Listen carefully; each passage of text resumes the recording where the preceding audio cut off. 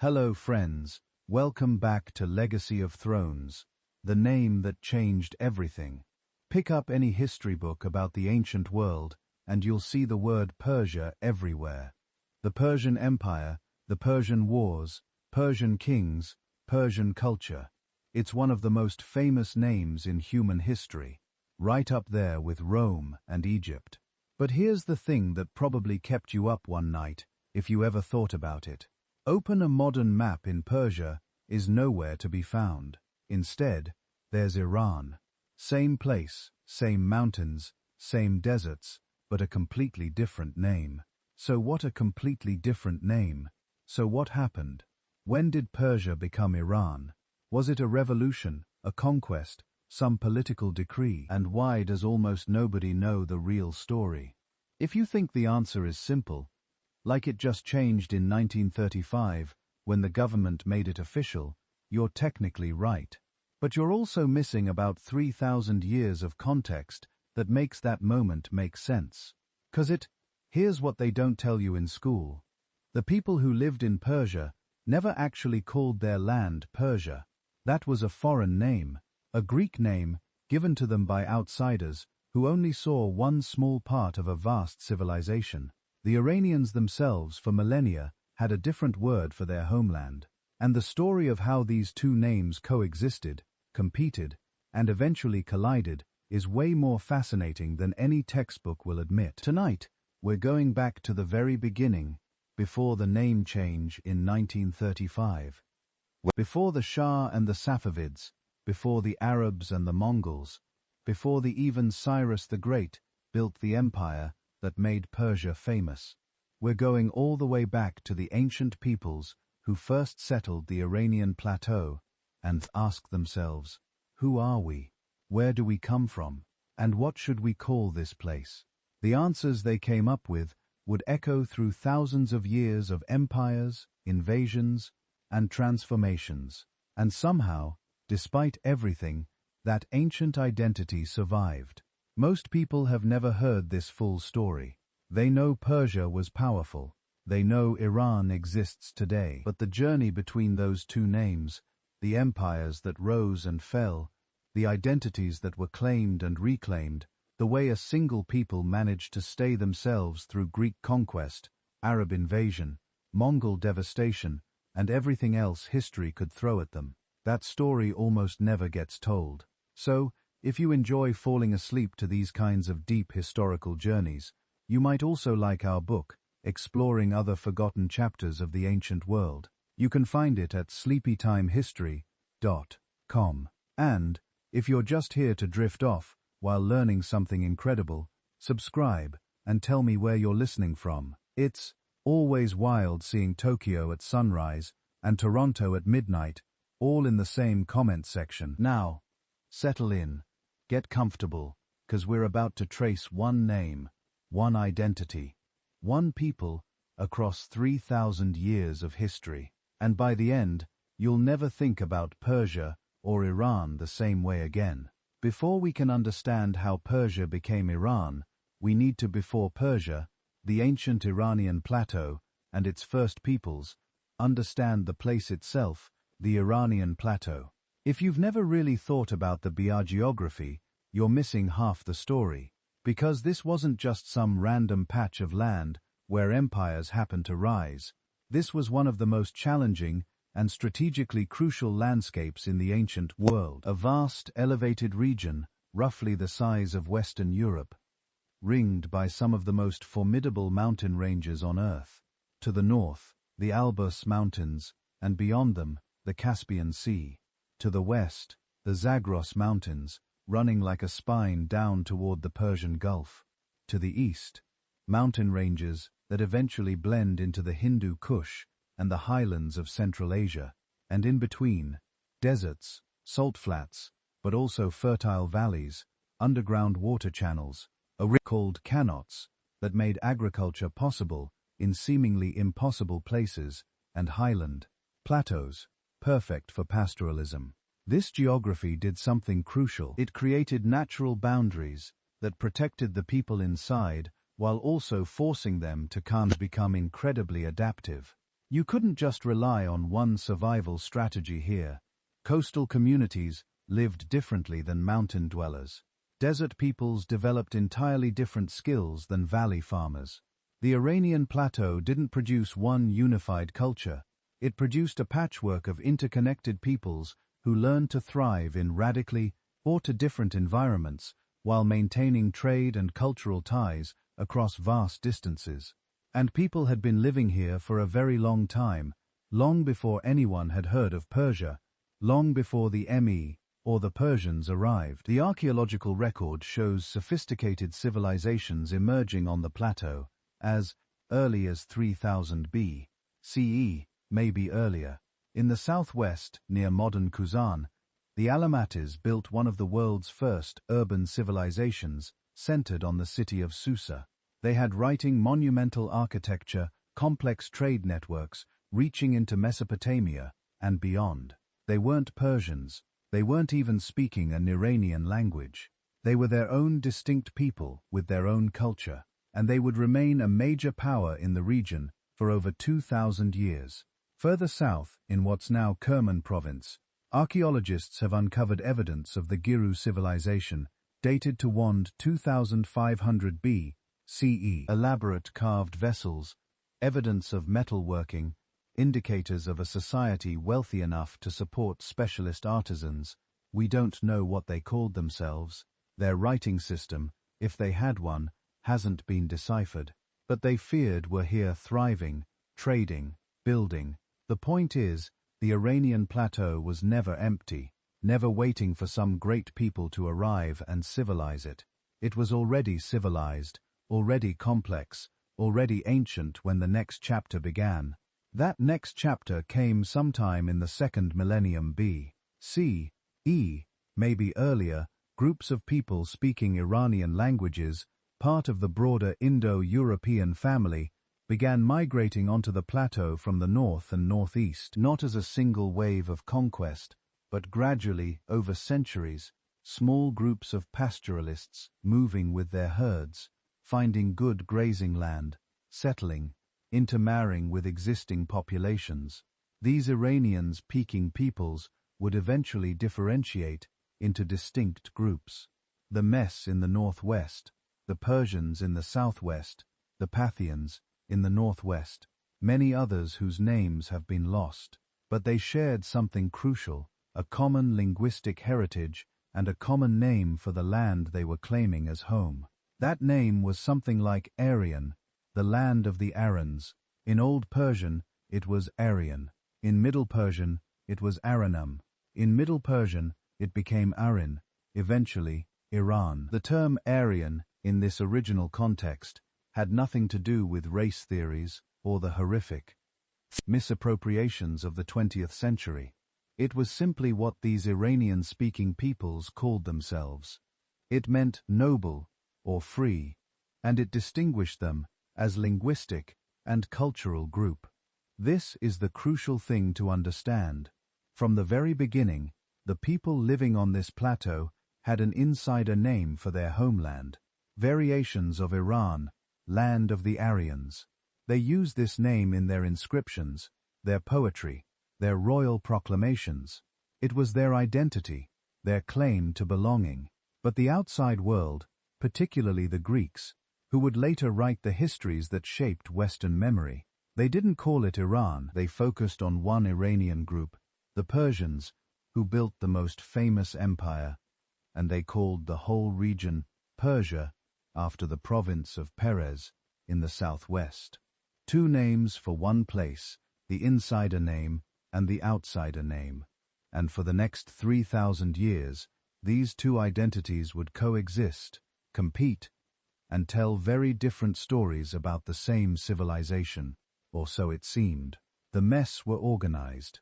The rise of the Mess, Iran's first empire before Persia, in tribes, each with its own chief, its own territory, its own interests. They bred horses in the highland valleys. They controlled critical trade routes between Mesopotamia and Central Asia. The Assyrians knew about them, extracted tribute from them, occasionally launched punitive expeditions to remind them who held real power. But they were fragmented. No single Median leader could challenge Assyria because there was no single Median state, just a collection of tribes who sometimes cooperated and sometimes fought each other.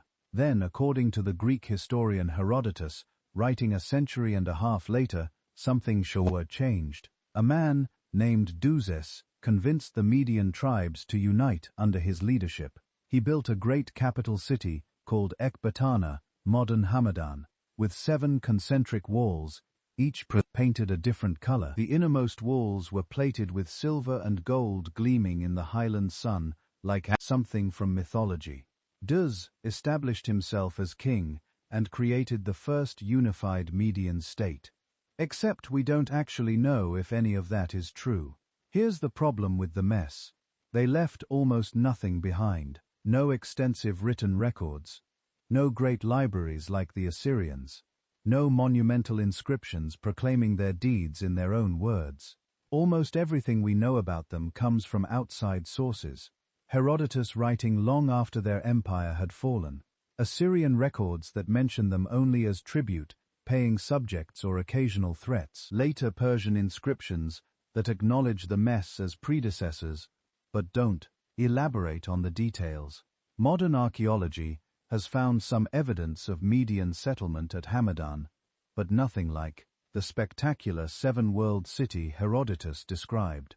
There are fortifications, administrative buildings, evidence of a significant settlement, but was it really a capital in the sense we understand a centralized administrative hub, controlling a vast empire, or was it just one important center among many, the seat of a particularly successful tribal confederation?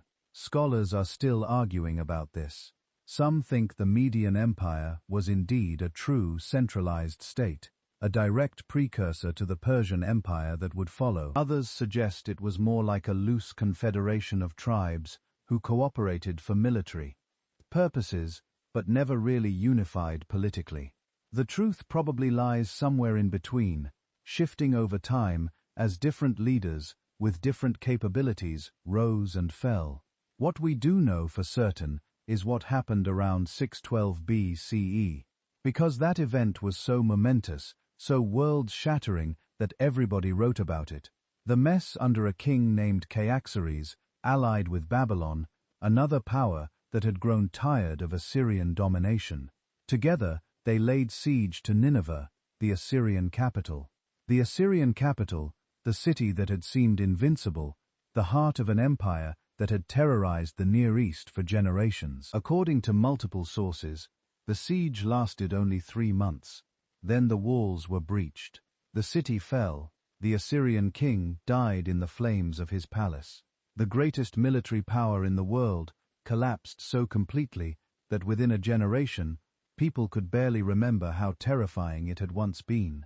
The mess didn't do this alone.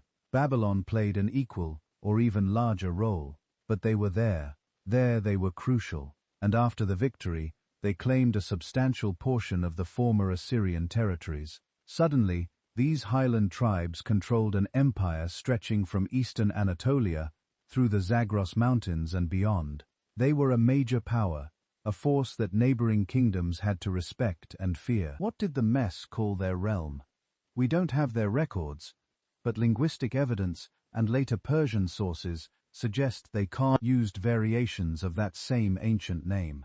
The land of the Arans, their identity was rooted in the same linguistic and cultural heritage as the other Iranian peoples scattered across the plateau. They weren't Persians, not yet, but they were speaking a closely related language, worshipping similar gods, organizing their society according to similar principles.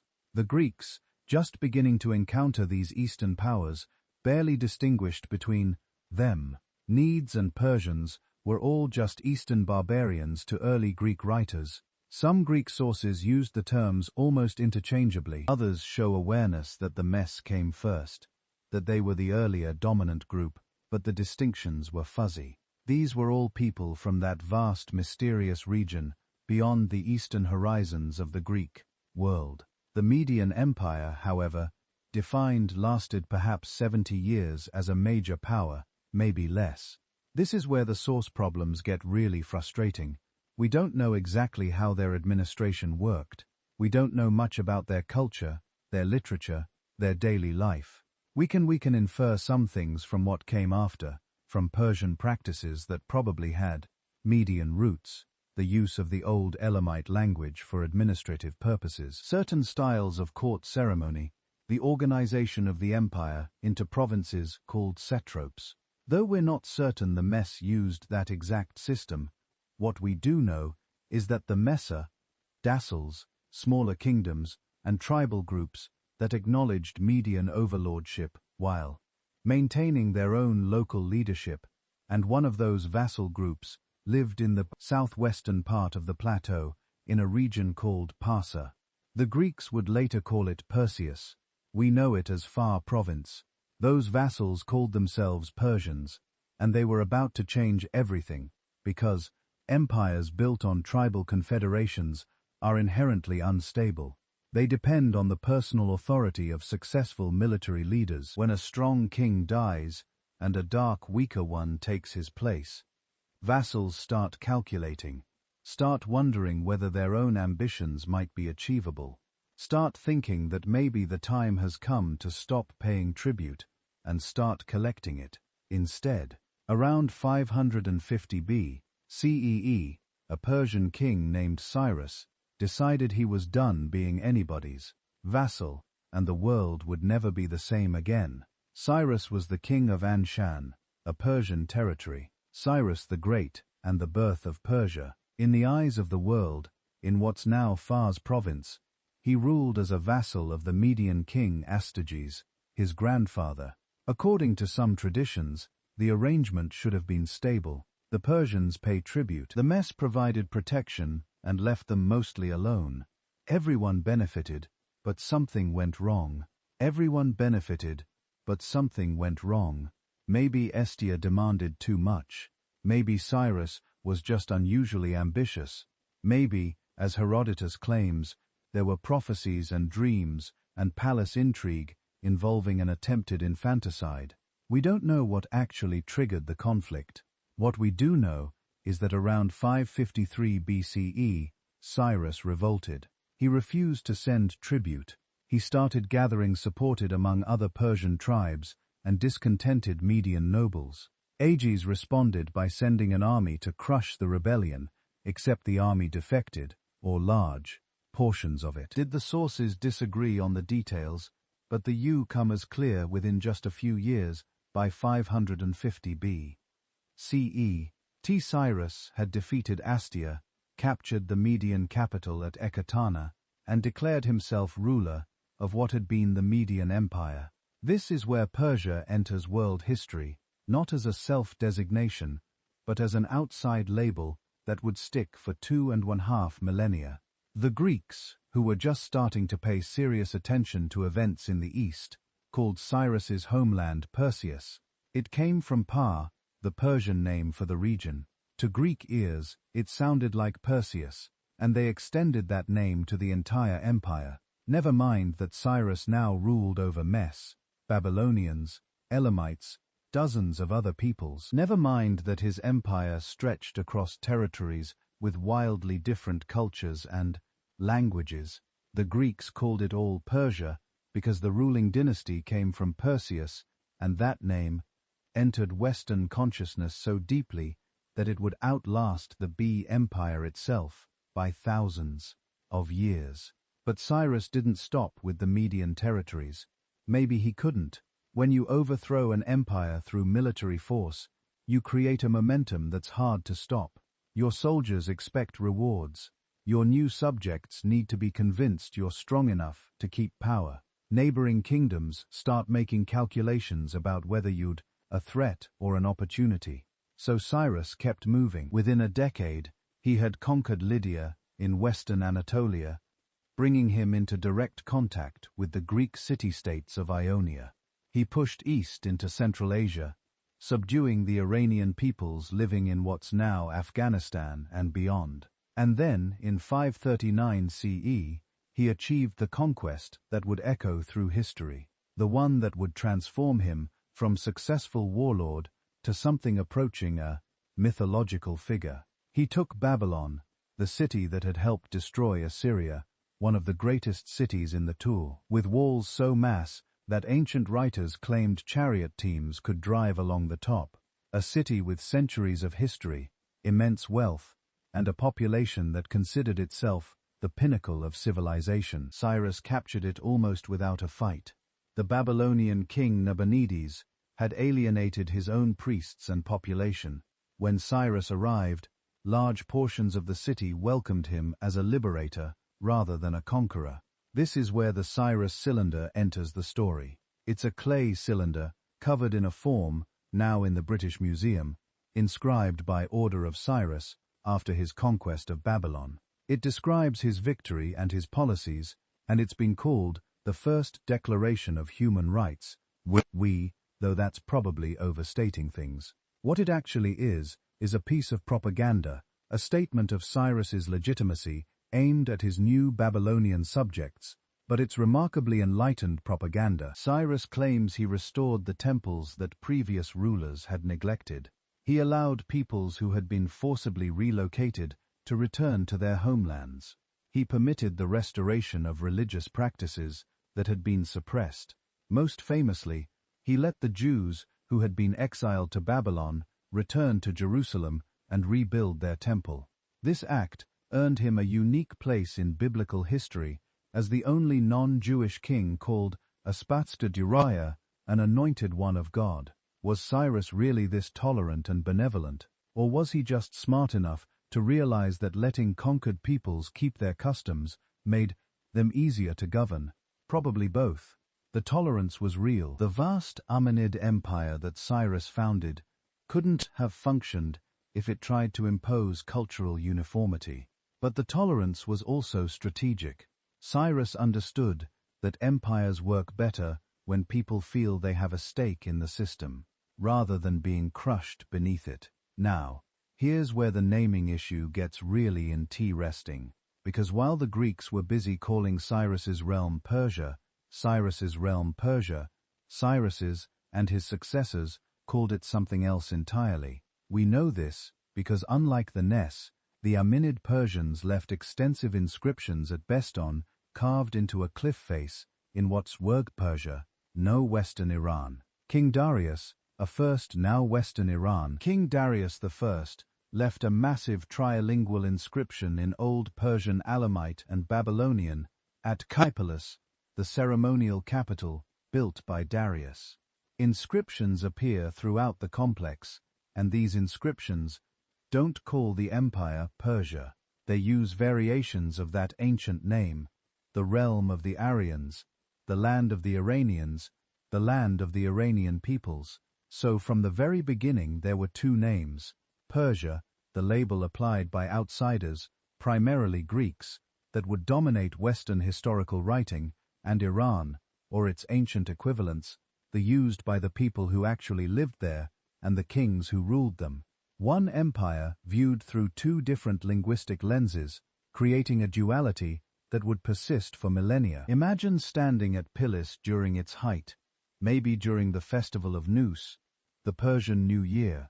The great ceremonial staircases lead up to massive platforms and carved into the stone, or processions of subject peoples, representatives from dozens of nations, each dressed in their distinctive clothing, each bringing tribute. Bactrians leading camels, Lydians carrying precious metals, Indians bringing exotic goods, Egyptians with their characteristic kilts and headdresses. This wasn't just political theater, though it was certainly that. It was a statement about what the empire actually was. A vast collection of peoples, all acknowledging the authority of the King of Kings, but each maintaining their own identity. The Greek visitors who occasionally made their way to these ceremonies called it all Persia, but the inscriptions surrounding them told a different net story, a story about an empire that saw itself as the culmination of Iranian civilization, the fulfillment of centuries of cultural and political development on the plateau. Two names, two perspectives, and a tension between insider and outsider. Views that would define how we remember this civilization for the next 2,500 years. That someone was Darius, Darius wasn't the Achaemenid Golden Age and the Greek lens that shaped Western memory. Cyrus's son. He was a distant relative, a member of another branch of the Armenid family. His rise to power, if you believe his own story, was an almost cinematic tale of treason, impostors, and heroic intervention. A usurper claiming to be Bardia, Cyrus's murdered son, a conspiracy of 7 Persian nobles, a dramatic palace coup, that's his version, carved into stone. Convenient, flattering, impossible to verify. What we can see clearly is what he did once he got the throne. And this is where the Persian Empire turns from big conquest state into something like a functioning global machine.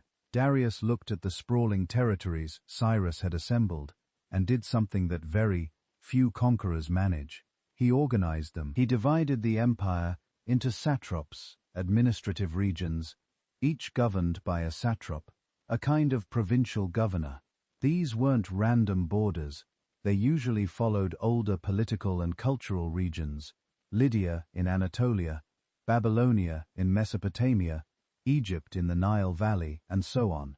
Each satrap collected taxes, raised troops, and enforced royal authority.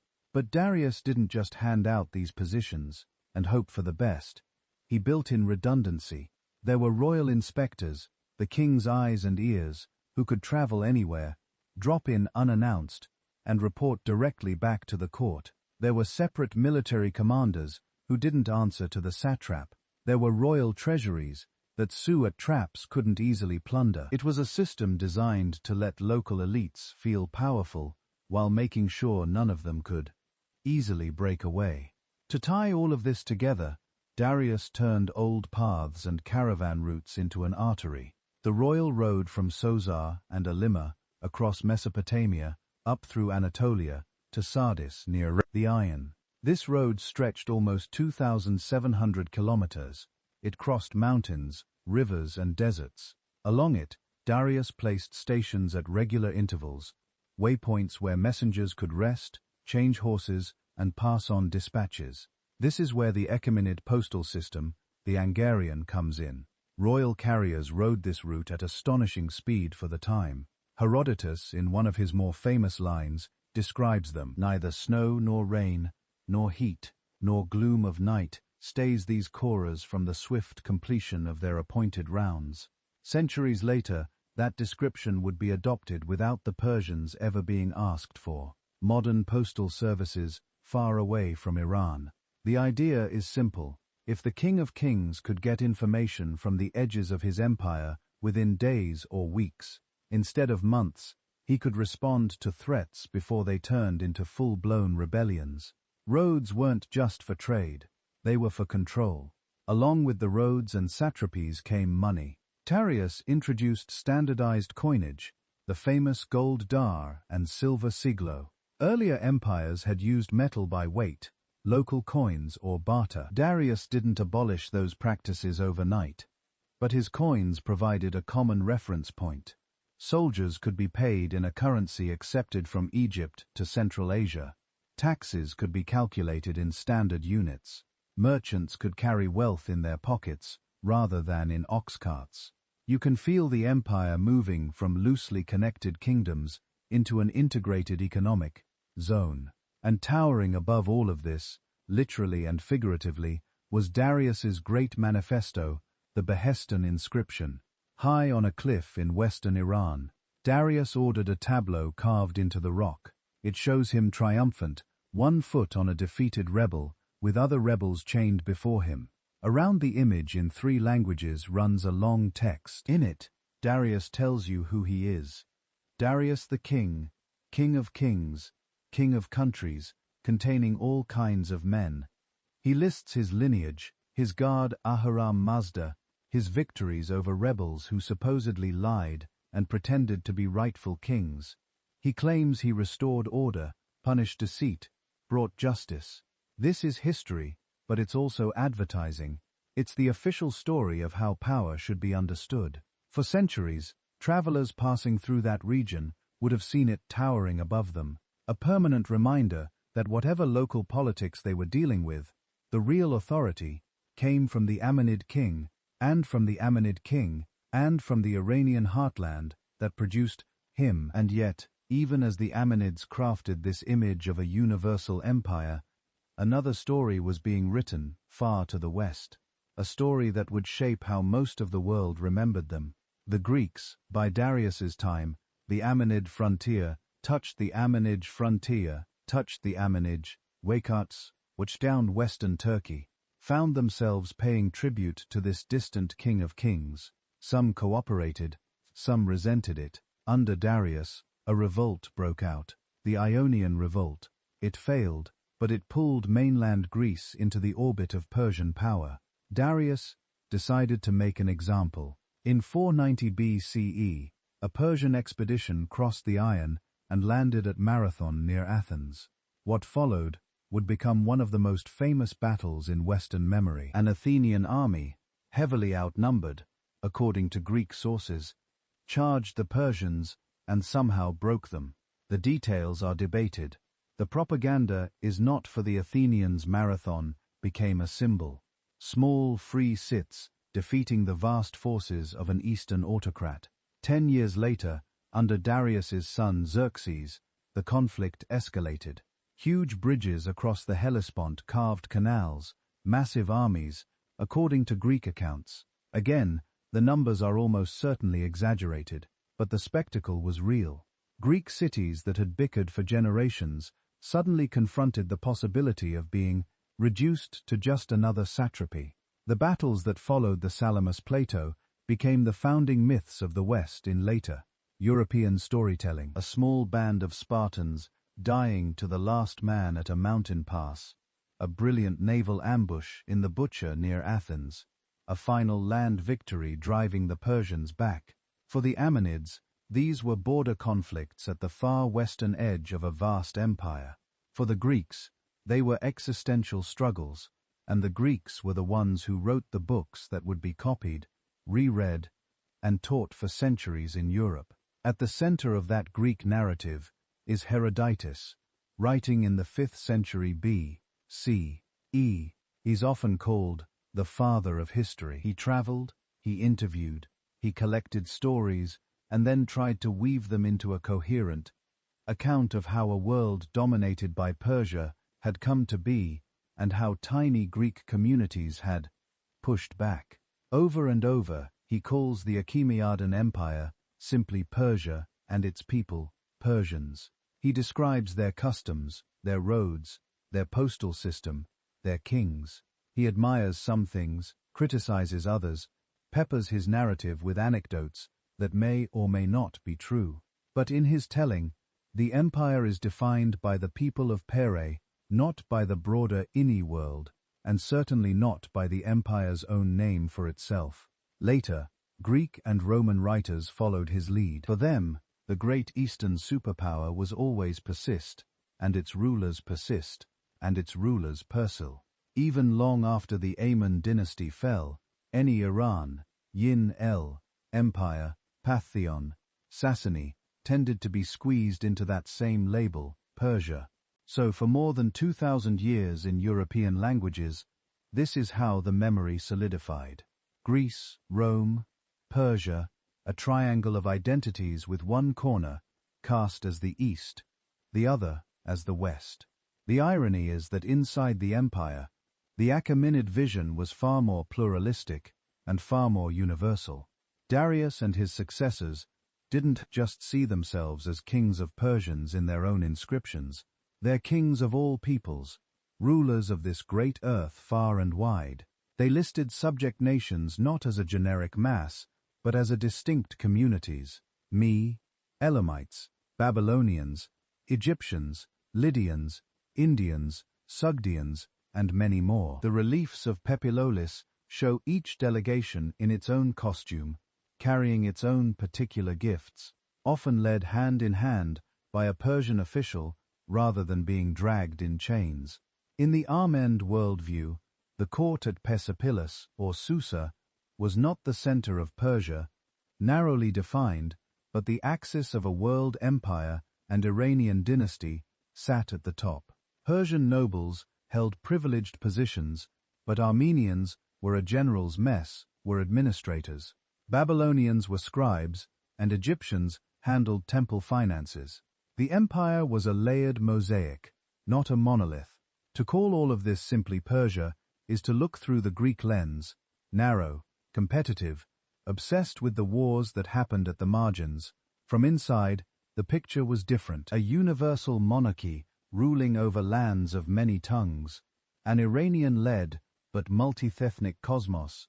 That tension between inner and outer names, between Iran and Persia, would only grow sharper in the centuries to come, because the order that Darius and Xerxes built, the network of satraps and roads and coins and couriers, wasn't eternal.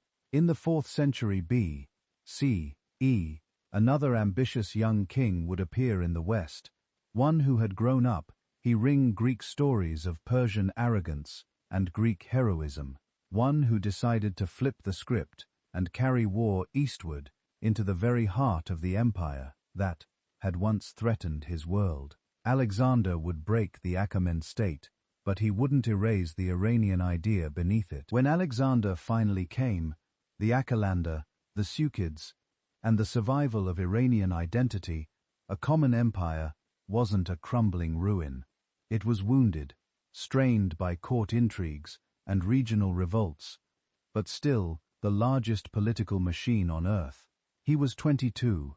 He'd grown up with Homer as bedtime reading and Herodotus as cautionary tale. In his world, Persia was the giant his father had tried to topple and never quite managed to reach. Alexander didn't inherit Cyrus's road system or Darius's satrapies.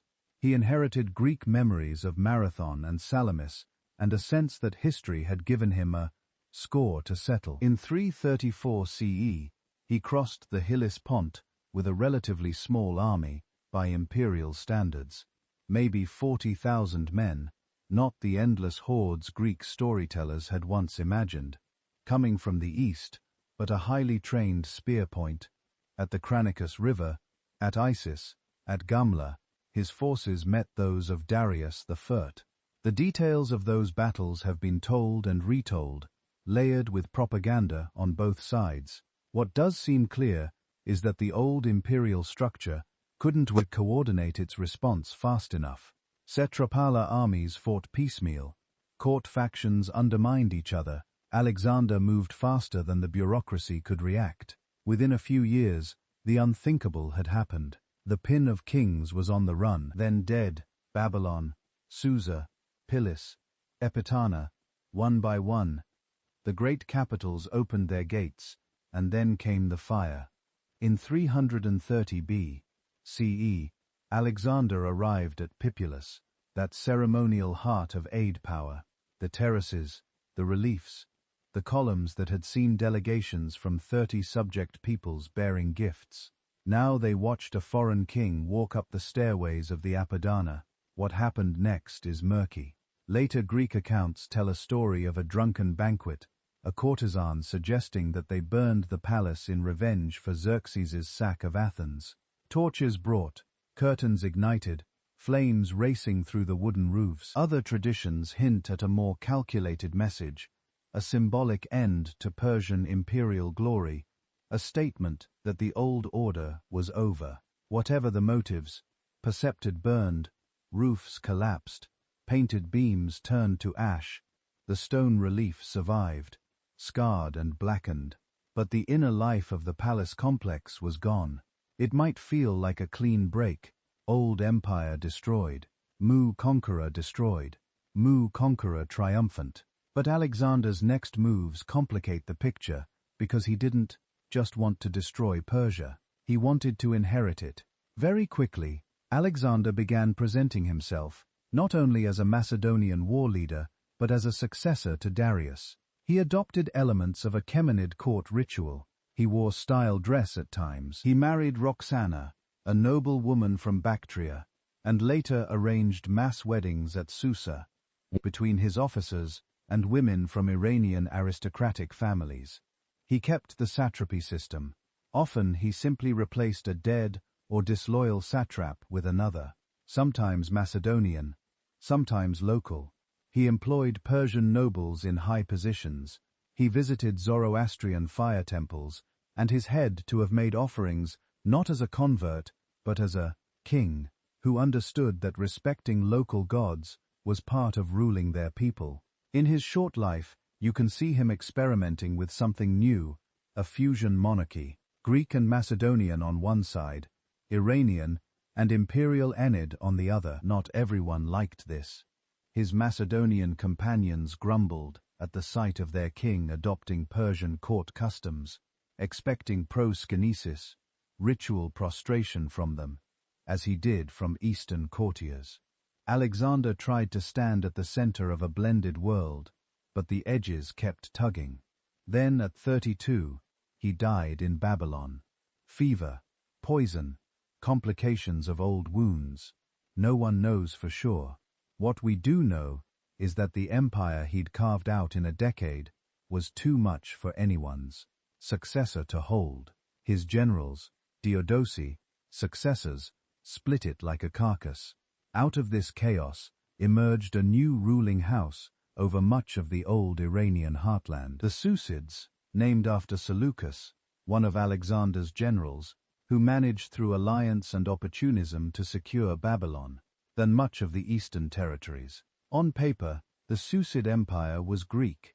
Its court language was Greek. Its rulers took Greek names: Seleucus, Antiochus, Demetrius. They founded cities with Greek-style institutions and Greek-sounding names: Susia on the Tigris, Antioch, and dozens more. They minted coins with Hellenistic imagery. Philosophers and poets from the Greek world found patronage in their courts. But look at a map, and you see the irony immediately.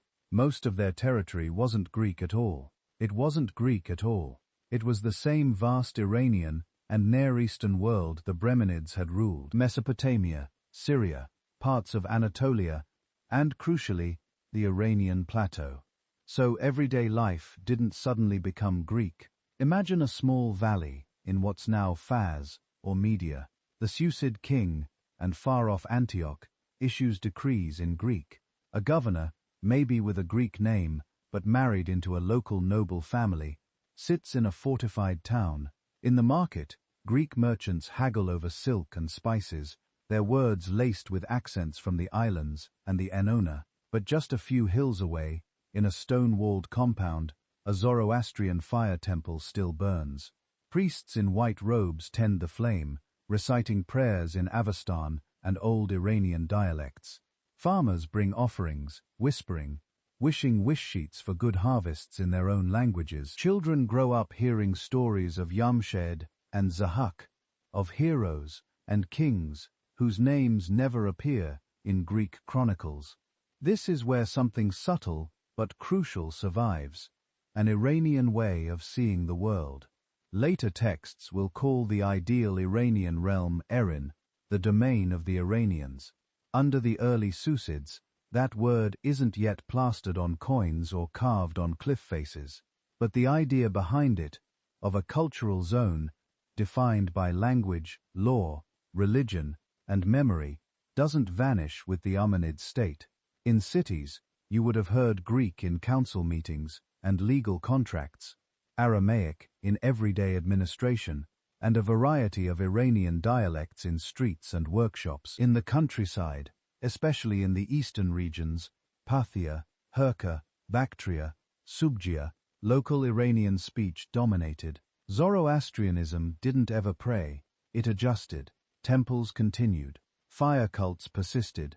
The magi of priestly families carried on rituals, sometimes with royal support, sometimes on the patronage of local nobles, who didn't care much whether the distant kings' inscriptions were in Greek or Old Persian, as long as their estates remained intact. Many Kropal families simply survived the transition. They served aid kings, then Alexander, then Susid rulers. The names at the top changed.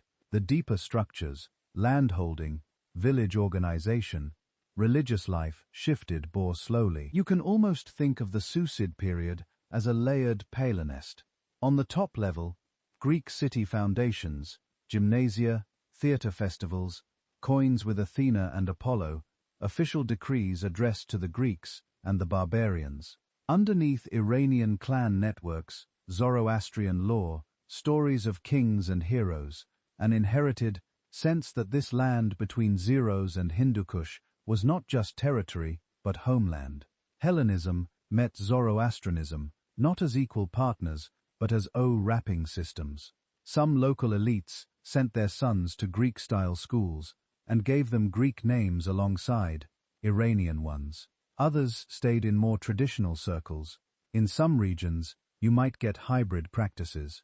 Greek deities interpreted through Iranian lenses, Iranian gods given Greek equivalents. Over time, this produced a complex cultural texture. Bilingual inscriptions, coins with Greek legends issued by Iranian rulers, Iranian gods worshipped in temples with Hellenistic architecture. And yet, as you move east, away from the Mediterranean, and deeper into the old Achaemenid core, the grip of the Sassanids starts to loosen. Part of it was geography. The further you go into Iran and Central Asia, the harder it is for a Western-based dynasty to enforce direct control. Mountains, deserts, and sheer distance turned satraps into semi-independent kingdoms whenever central authority wavered. Part of it was Partis.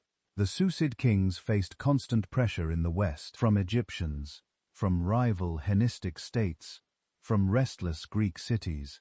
Their attention was pulled toward the Mediterranean, leaving eastern provinces to fend for themselves. Local dynasts took advantage. In Bactria, on the far northeastern edge, a Greek-eking elite broke away and formed the Greco-Actrian kingdom, Hellenistic in culture, but increasingly Iranian in environment. In Parthia, a region of Stepan Hill, east of the Caspian, Iranian-speaking nobles watched carefully. They saw that behind the Greek veneer, power could be seized. In these eastern lands, the memory of Iranian lay empire hadn't died with Darius II. It lived in oral traditions, in court ceremonies, in the very terms people use for king and realm. Some of those ideas would crystallize over the next century into something new, an explicitly Iranian dynasty, rising within and then against the Sos world. As Sassanid governors in the east became more autonomous, as Greek cities looked inward, as royal armies struggled to appear on distant frontiers, the conditions quietly ripened. The sacred fire still burned. The old languages still rolled off tongues in markets and mountain villages. The notion that this was at its core an Iranian land, a future Iran, was waiting. Soon riders from the northeast, speaking an Iranian language, and led by chiefs with modest and titles, would begin to claim more. First local power, then regional, then imperial. The age of Greek political dominance over the Iranian plateau was already starting to fray, even as Greek merchants still counted their coins in bustling Seleucid bazaars. In that widening gap between appearance and reality, between Greek kingship and Iranian continuity, the Pantheon revival was about to be born. The first time you hear their name, it sounds almost like a footnote. Pantheons, not the Pantheon revival. Iran reclaims itself as famous as Persians, not as romanticized as Spartans or legions, but if you were living on the Iranian plateau in the 3rd century B.C.E., they were the rumor on the wind. Horsemen from the northeast, clan chieftains who didn't seem impressed by Greek titles. Their story starts far from marble colonnades and coastal cities. It begins in the borderlands, where steppe fades into mountain, in a region the sources call Parthia, east of the Caspian Sea. Iranian-speaking tribes had lived for generations, riding a ring, fighting small wars over grazing land and tribute. They weren't desert nomads in the purest sense, but they weren't settled city dwellers either. Think of them as something in between, semi-nomadic aristocrats who measured wealth in horses, followers, and oaths.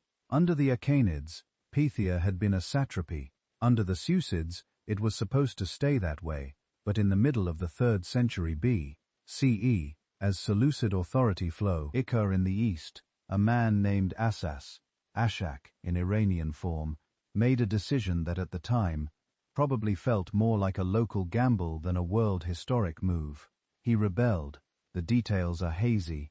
Later historians, mostly Greek and Roman, don't linger on the early Parthians until they're forced to. What seems likely is that Arcasus was either a local chieftain or a leader of a confederation of clans with ties to the steppe. He seized control of Parthia around 247 B.E. ousting or sidelining the Susid-appointed governor. On one level, it was just another provincial revolt. On another, it was something else. The first successful reassertion of Iranian-led power over a piece of the old Chemenide heartland since Alexander's conquests. Cyrus and his successors took his name as a dynastic title, the Arusids. At first, their realm was small, squeezed between other powers, Sukids to the west, Greco-Bactrian rulers to the east, nomadic groups beyond. But they had time on their side. Susid kings were busy fighting each other, fighting in Syria, fighting in Anatolia, fighting everywhere except the one place that would eventually matter most, the Iranian interior. While royal crowns changed hands in Antioch, the Assids did something deceptively simple. They survived, they topped, they learned. They adopted some Seleucid-style administration when it suited them, minted coins, struck treaties, took on high-sounding titles, but their real strength rested on older pillars: clan loyalty, cavalry warfare, knowledge of the harsh landscapes between steppe and mountain. Over the next century, they expanded step by step. Achaia, Media, Mesopotamia, not in a straight line, not without reverses, but with a kind of patient resilience. By the late 2nd century B.C.E., the map had flipped. The empire that once ruled Parthia was now being pushed back by Parthia. The Seleucid state shrank to a fragment of Syria.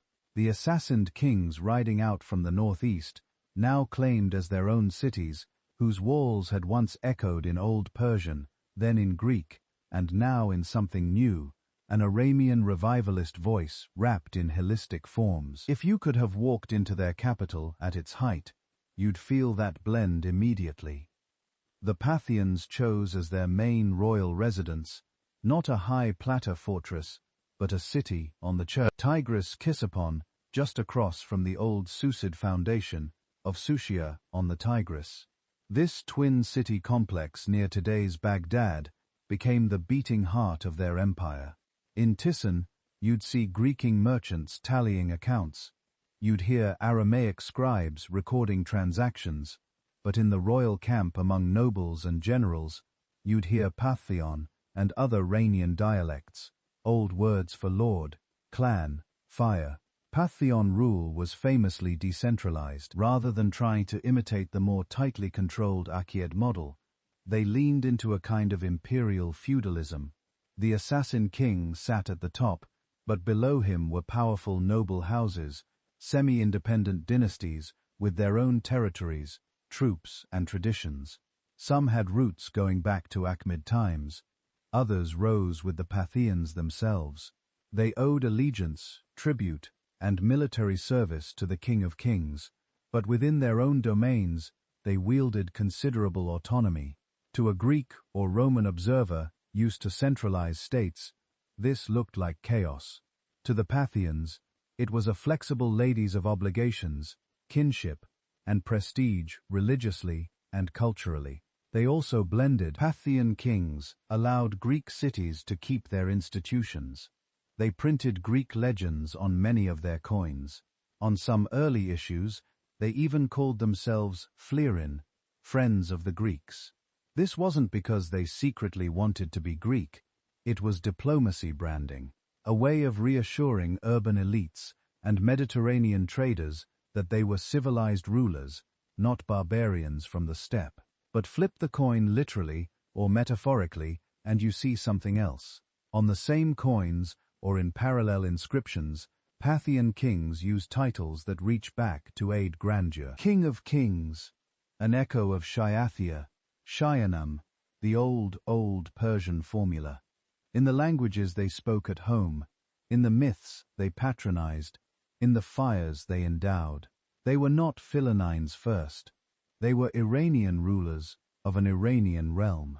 This dual identity became even clearer as they faced a new rival from the west, Rome. By the 1st century B.C.E., the Parthian Empire formed the eastern wall of the Roman world. Between them lay contested lands, Armenia, northern Mesopotamia, Syria's fringes.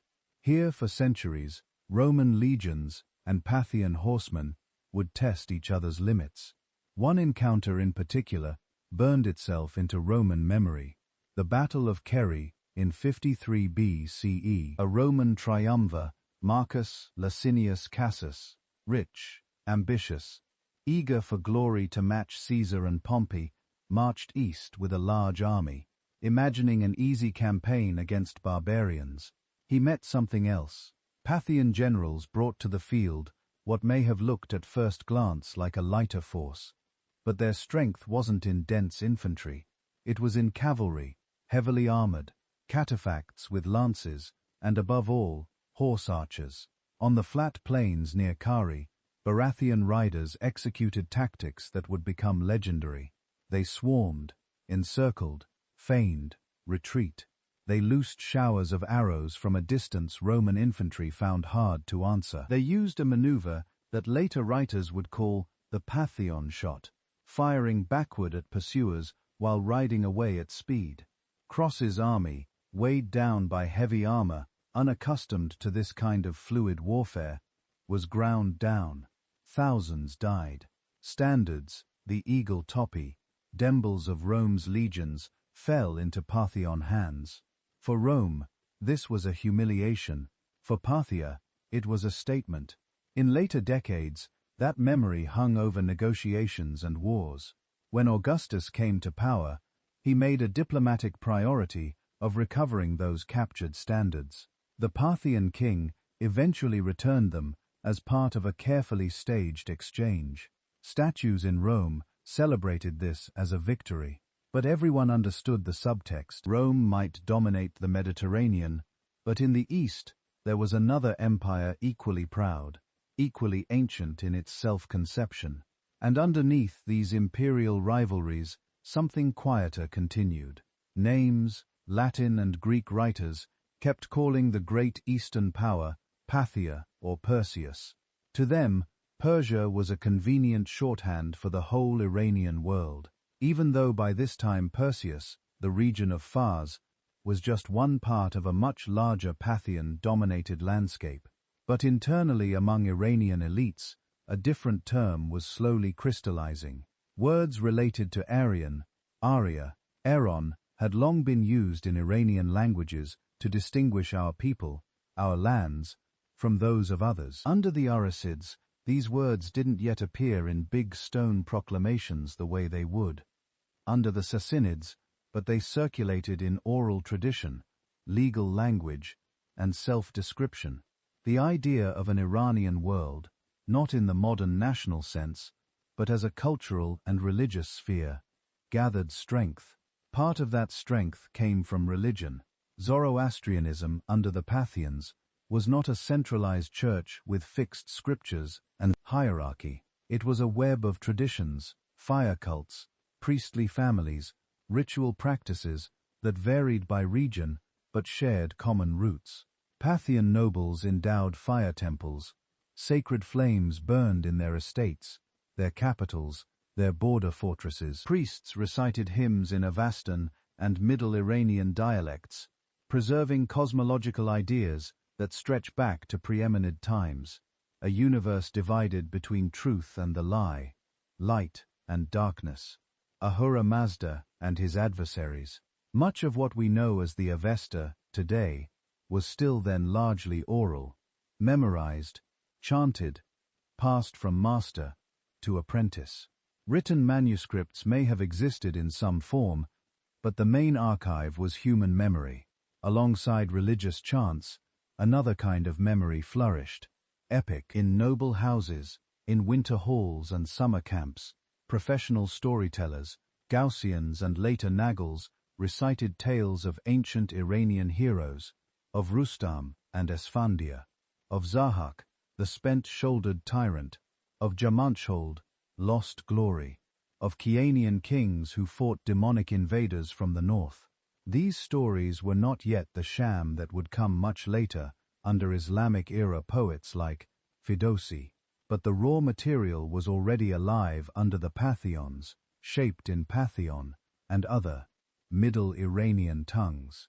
In a world where Greek remained the prestige language of many cities and Latin inscriptions would one day dot the western fringes, these epic cycles did something important. They kept alive a sense that the deepest stories of the land were not about Achilles or Aeneas, but about Iranian heroes and Iranian kings fighting to defend Iran against Unaran, Iranian against the non-Iranian. So when a Parthian noble rode into battle under Narset banner, he wasn't just a client of horse lords from the northeast. He was a participant in a much older saga, one that tied him through ritual, language, and legend to Akhid courtiers, to earlier tribal chiefs, to mythic figures half-remembered in the dark. In this way, the Parthian Empire became a bridge.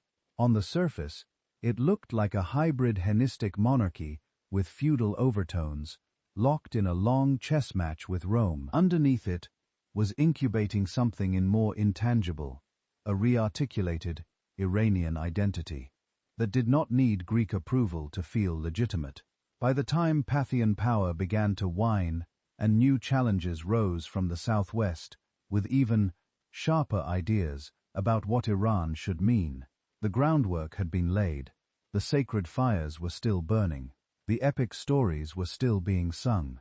The phrase King of Kings had found new lips to speak it.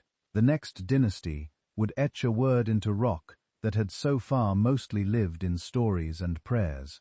Irancha, the realm of Iran. And with that, Iran would stop being just a feeling and start becoming a formal name. It looked like a provincial revolt in the Sassanid Empire when Iran became an official name 3rd century CE. Down in Perseus in Far, that old Achaemenid heartland that had never quite forgotten its glory. A local noble family was watching our sacked power fray. Their ancestor, we're told, was a priest of the fire temple at a place called Istakhr, near the ruins of Pepilolis.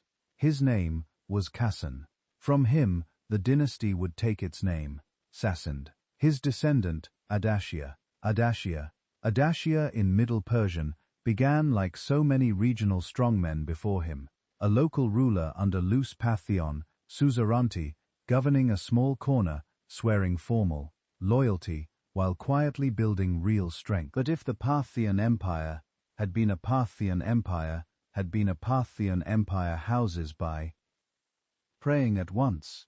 Noble houses fought their own feuds. Rome pressed on the western borders. Internal succession disputes weakened the Aracid court. Ardashir saw his opening. He started close to home, conquering neighboring cities and fortresses in Fars. Then he pushed outward into Khodan, into central Iran. The local nobility, tired of disunities, sometimes joined him, sometimes resisted, and were absorbed. At first, the assassin king Artabanis IV may have seen these moves as just a gnat, her troublesome satrap grown overconfident, but Ardashir didn't stop. His campaigns climbed up the Iranian plateau like a slow, deliberate fire. The showdown came around 224 CE at a battle near Hormuzgan. The sources are sparse and sometimes contradictory, but the outcome is clear. Ardashir's forces defeated Artabanis. The last Parthian king died on the field, and with him, centuries of Arasat rule. What rose in his place was not just another house of horse lords. Ardashir was thinking bigger after his victory. He did something revealing. He didn't just call himself king. He took a very specific title in a very deliberate form. Shahansar Iran, King of Kings of Iran. Here, for the first time in surviving royal proclamations, that old half-mythic word, Iran stepped out of songs, prayers, and private self-descriptions, and into the official language of empire. It meant roughly, the land of the Irans, the realm of the Iranian peoples. But now, it was more than a cultural feeling. It was a jurisdiction, a claim on rock reliefs and inscriptions. Ardashir and his successors did something the Parthians had hesitated to do. They carved iron, the realm of Iran, into stone. At Nakshi, the ancient Achaemenid necropolis, Ardashir had his story etched literally beneath the tombs of Darius and Xerxes. In one great scene, you can still trace the outlines through the weathering. On one side, Ardashir on horseback, receiving a royal diadem from Hurram Mazda, the supreme god of Zoroastrianism. Under the hooves of Ardashir's horse lies the fallen Artabanis. Under Aha Mazda's horse lies a demonic figure, Aruman, the enemy of truth. The message is not subtle.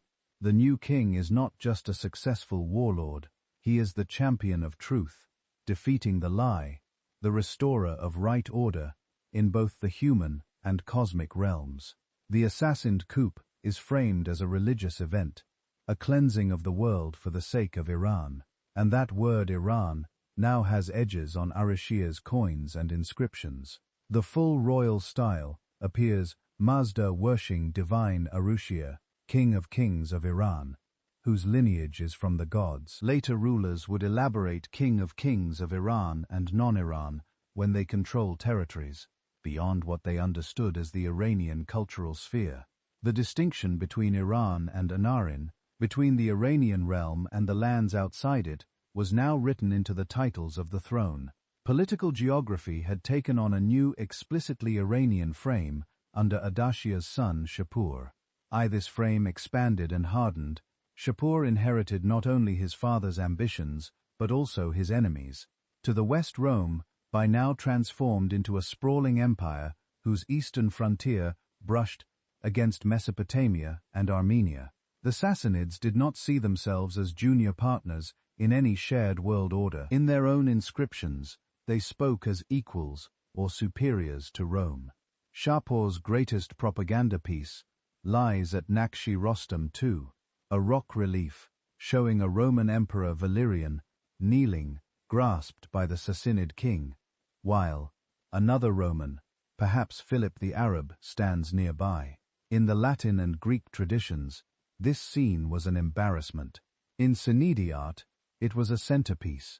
Twice in his long reign, Shapur invaded Roman territory. He took Antioch, deported whole populations eastward, and at Adis-Sarai, in 260 CE, he accomplished something no Eastern king had yet managed. He captured a Roman emperor alive. The court chroniclers and priests must have savored that moment. In Shapur's great trilingual inscription at Kabaya, Zatosh, he lists his titles in Middle Persian, Parthian, and Greek, and carefully sets out the provinces of Arancha, from Pis and Khuzestan, to Khwarezm and Soda, from Mesopotamia to parts of the Caucasus. He describes a realm that is not just a patchwork of subject peoples, but a coherent Iran. Inside that realm, the Sassanids set about doing something the Parthians had never fully attempted, building a centralized, ideologically unified state. At the core of that project was religion. Zoroastrianism became under the Sassanids a true state faith, not just a network of fire cults, but a structured church with high priests, councils, and a canon. Priests called Meds and Herbed rose to positions of political influence. A chief priest, the Madan Moed, priest of priests, stood almost like a counterpart to the Shahanshah, overseeing ritual purity, doctrine, and the vast temple estates that dotted the empire. The sacred texts, long held chiefly in oral tradition, began to be codified more systematically. Avast and hymns, ritual instructions and commentaries were gathered, ordered and written down in scripts adapted for the purpose. What we now know as the Avesta bears traces of the assassined editorial hand. It was an act of cultural conservation, but also of definition. To be part of Iran was increasingly to stand under the fires of Ahura Mazda, to live within the cosmic drama of good versus evil.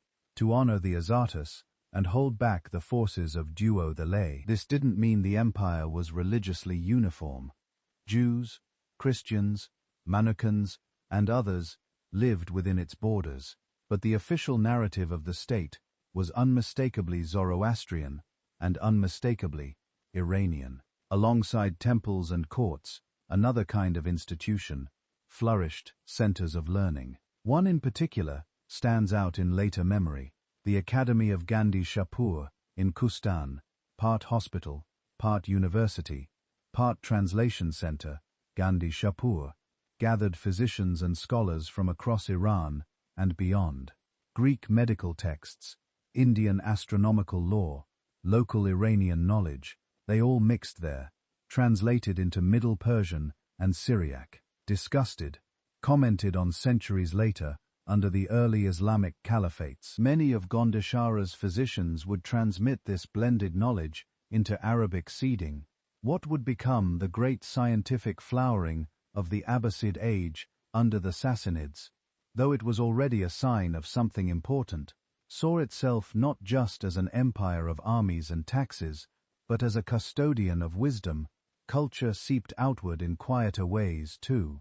Somewhere in this assassin world, perhaps at court, perhaps in noble houses between battles, a board game imported and adapted from India took on a new form. Chaturang, the ancestor of what we now call chess. Its pieces encoded the structure of assassined army and court. King Vizier elephants, chariots, cavalry. The game spread along trade routes, passed into the Islamic world as Chatrange, then to Europe as chess. Today, when you move a king across 64 squares, you're playing with a distant echo of Scenid strategy and royal imagery. Another pastime also carried their fingerprints. Polo, known as Chogen, and Persian. It began as a training exercise for cavalry. Fast horses, long mallets, a bull flying across fields, while aristocrats honed their riding and coordination. It became a favorite sport of Sassanid elites, painted in later miniatures as the leisure of kings. From there, it too traveled into Central Asia, to India, and eventually into British colonial hands. Modern polo clubs, immaculate lawns and polished mallets are the refined descendants of Sassanid Say games on windy plains. Meanwhile, on the frontiers, the centuries-long duel with Rome. Later, Bantium continued over Armenia, over Mesopotamia, over the great archeries of trade that linked India, Central Asia, and the great archeries of trade that linked India. Sassanid and Roman armies marched, retreated, negotiated, and marched again. Cities like Nibus, Dara, and Deavine changed hands, were fortified, besieged, refortified, besieged, refortified. To Greek and Latin writers, the eastern enemy was often still Persia. To Sassanid kings, they were the defenders of Aaron Shah against Anaran. This wasn't just a convenient slogan. It shaped law codes, tax systems, even urban planning. Fire temples, royal roads, provincial governors, Mars bands were all woven into a picture where the world was divided into the shining ordered realm of Iran and the chaos beyond its work. Walls. Epic tradition fed into this. Stories of mythic Kayanian kings battling Terranan foes from the northeast were recast as ancestral memories of Iran's eternal struggle with its enemies. The line between legend and policy blurred when a Sassan ruler claimed to be heir to the Cyanian throne or to the Achaemenids before them. He was situating his court inside a story that stretched back before history. That story of a sacred land, bounded not just by borders, but by a shared culture and destiny, outlasted the dynasty that promoted it. By the early 7th century, the Sassanid Empire was exhausted. Endless wars with Byzantium, internal coups, plague, and economic strain had hollowed out the state. Brilliant rulers like Khusero had reformed tax systems and patronized learning, but his successors faced a world that was changing faster than their institutions could adapt. From the southwest out of Arabia, a new force was stirring. carrying a new religion and a new political model. When the early Muslim armies crossed into Sassanid territory, they did not invade Anan-Amlis land. They crossed into Ursa, a realm whose people already thought of themselves as belonging to Iran. The dynasty would fall, but the word it had carved into rock, whispered in rituals, sung in epics, and stamped on coins. Would not Iran had become more than a memory of a Qiyand glory or a scholar's term in hidden manuscripts? It was a living official name, a civilizational idea strong enough to pass through conquest and keep going on the other side. When the blow finally landed, it landed fast within a single wake: the Arab conquest, Islam, and the persistence of Iranian identity. Generation, the empire that had traded victories and defeats with Rome for centuries was gone. From the perspective of the early Muslim armies, though it didn't feel like the collapse of some eternal superpower, it felt like a series of campaigns, each one improbably successful, stacking on top of the last. It began in the 630s. Arab tribes, who had recently unified under the banner of Islam, crossed the borders into the lands the Sassanids called Arancha. Some had served as auxiliaries on those frontiers before. They knew the terrain. They knew that the great empire to the north and east was staggering from war and plague. The first major clash came at a place that would become legendary in Islamic memory: Qadisah, around 636 CE. Assassin armies, still formidable on paper, brought war elephants, heavy cavalry, noble lineages with long traditions of command. The Arab forces brought mobility, cohesion, and something else that is harder to pin down: a fierce, simple sense of purpose, wrapped in a new faith. The sources don't line up cleanly on what exactly happened on that battlefield. Later, Muslim accounts tell of a desperate multi-day fight of elephants, driven off of shifting winds and dust. What most historians agree on is the outcome. The seamed field army broke after Qadisah came to the fall of Ctesiphon mad into the Arabs, the great winter capital on the Tigris. Its palaces were stripped, its storms emptied, its famous arch left standing over a new order. But even then, Aaron Shah did not simply roll over. The last Sassanid king, Yazdega III, was little more than a boy. When the invasions began, he fled eastward from city to city, court to court, trying to rally resistance. Governors hesitated, some defected, others fought and lost. At Nahavand, sometimes called the Victory of Victories in Islamic tradition, another decisive battle shattered, assassinated, hopes of reconquest. Yazdegerd kept moving into Fars, then Kerman, then farther eastern, and MV. He was killed around 651 CE, perhaps by a local miller, perhaps by a conspirators hoping to win favor with the new rulers. The details blur. What matters is that no Sassanid came after him. On paper, the fall is shockingly quick. In roughly 20 years, most of Arancha passes under Arab-Muslim control. But if you zoom in, the picture looks different. Conquest is one thing, transformation is another. In the older Zoroastrian imagination, empires came and went, but the cosmic order remained. Fire altars still burned, priests still recited the gathers, communities still traced their lineages back to ancient heroes. Those did not vanish overnight. Islam arrived as both a faith and a political system. It brought new tax structures, new legal norms, a new sacred language, Arabic, and a new center of gravity. First in Medina, then Damascus, then Baghdad.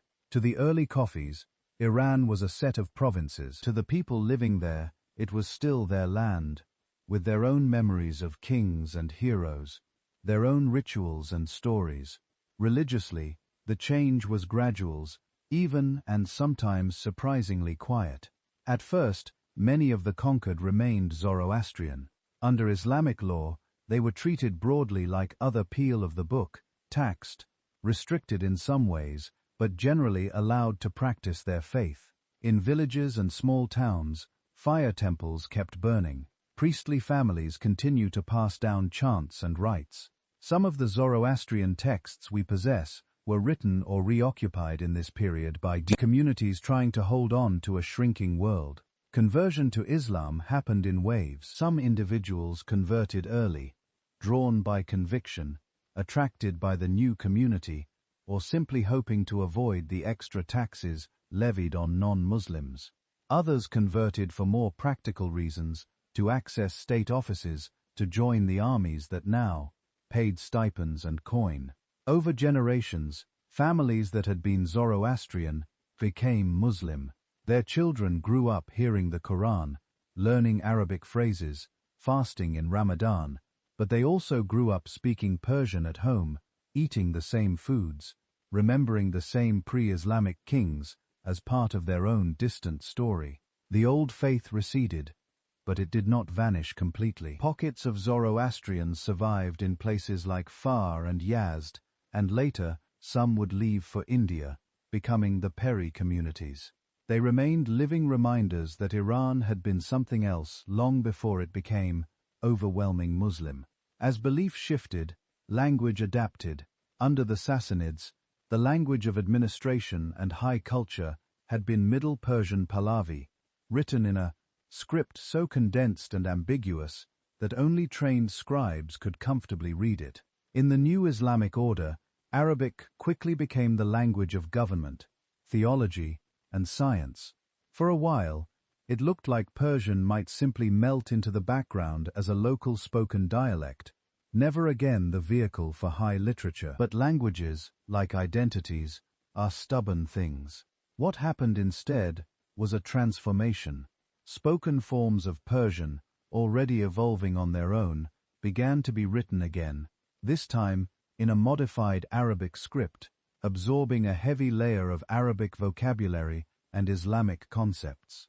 Over a few centuries, what we call New Persian emerged, recognizably Iranian in its bones, but dressed in new clothing. The earliest substantial texts in this New Persian appear under Iranian or Iran-centered Muslim dynasties. The Tahirids, Saffarids, and especially the Salmanids, ruling from Bukhara and Samarkand in the 9th and 10th centuries.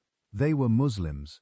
Their courts patronized Arabic scholars, but when it came to poetry, history, and the quiet occurrence of cultural memory, they turned to Persian. This was not an accident. By the 8th and 9th centuries, some non-Arab Muslims, especially in Iran and Central Asia, had begun to chafe at the way Arab elites claimed prestige simply by birth, presenting themselves as inherently superior within the new Ummah. The pushback took shape in a loose, multi-layered movement, later called Shuya, from an Arabic word meaning peoples or nations. Shia writers did something daring. They accepted Islam. They revered the Prophet. They quoted the Quran, but they refused to accept Arab ethnic superiority as a given. In their poems and treatises, they extolled the achievements of non-Arab peoples, especially the Iranians. They praised Sassanid administrative sophistication, pre-Islamic learning, and the etiquette of Persian courts. They pointed out that Islam had spread eastward on the backs of these older cultures, not into empty space. Sometimes the arguments were playful, boastful. Sometimes they were sharp, even bitter. But beneath them ran a simple claim: being Muslim did not mean erasing older identities. One could be fully part of the Islamic world and still proudly Aryan non-Arabarian. The medium for much of this was language itself. As Persian re-emerged as a literary language, poets began to test its assault. Could it carry the same philosophical weight as Arabic? Could it carry the same philosophical weight as Arabic? Could it sing, argue, mourn, and praise with equal depth? Paria. By the late 10th century, one poet set himself a particularly audacious task. His name was Abul Karfusi, from Tus, in northeastern Iran. He decided to take the scattered body of Iranian myths, legends and royal annals, stories, preserved in Middle Persian prose, in oral epics, sung by minstrels in half-chronicles, and weave them into a single vast poem in New Persian. He called it the Shami, the Book of Kings. It took him decades, around 1010 CE.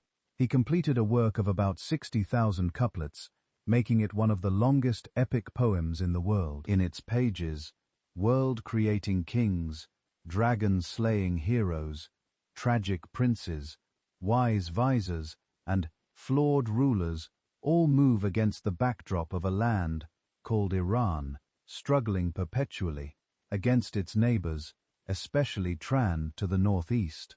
Ferdowsi made a deliberate stylistic choice. He kept Arabic loanwords to a minimum, reaching deep into the native resources of Persian, reviving old terms, crafting new compounds. He wasn't rejecting Islam. He was a Muslim himself, but he was proving that Persian could on its own carry the weight of an entire civilizational memory. Reading the Sham, a listener in the 11th century could feel something remarkable, that the story of Iran did not begin with Islam, nor end with the Sassanids. It stretched back into semi-mythic antiquity and forward into their own time like an unbroken thread. It is hard to overstate how influential this was under the Sassanids in the east and the beyond Iran and Iraq, both dynasties of Iranian origin who at various points held real power while caliphs in Baghdad receded into ceremonial roles. Persian language and Iranian themes surged back into political life. Court titles, coin inscriptions, architectural programs, and historical chronicles all beg and to speak more openly of Iran and Iran Shah again, even as Friday sermons invoked Allah and his Prophet. An Iranian general could lead Muslim armies. An Iranian vizier could administer a vast khappate. An Iranian poet could sit in a Muslim court and recite tales of Rastam, of Jamshed, of the fall of Zahak, and be richly rewarded. The old names and the new faith had learned to coexist. Arab tribes had conquered the Sassanid Empire. Islam had taken deep root in Iranian soil. Arabic had flooded Persian with new words and concepts. And yet under all of that, the sense of belonging to Iran, to a land with its own heroes, its own memories, its own language, had not dissolved.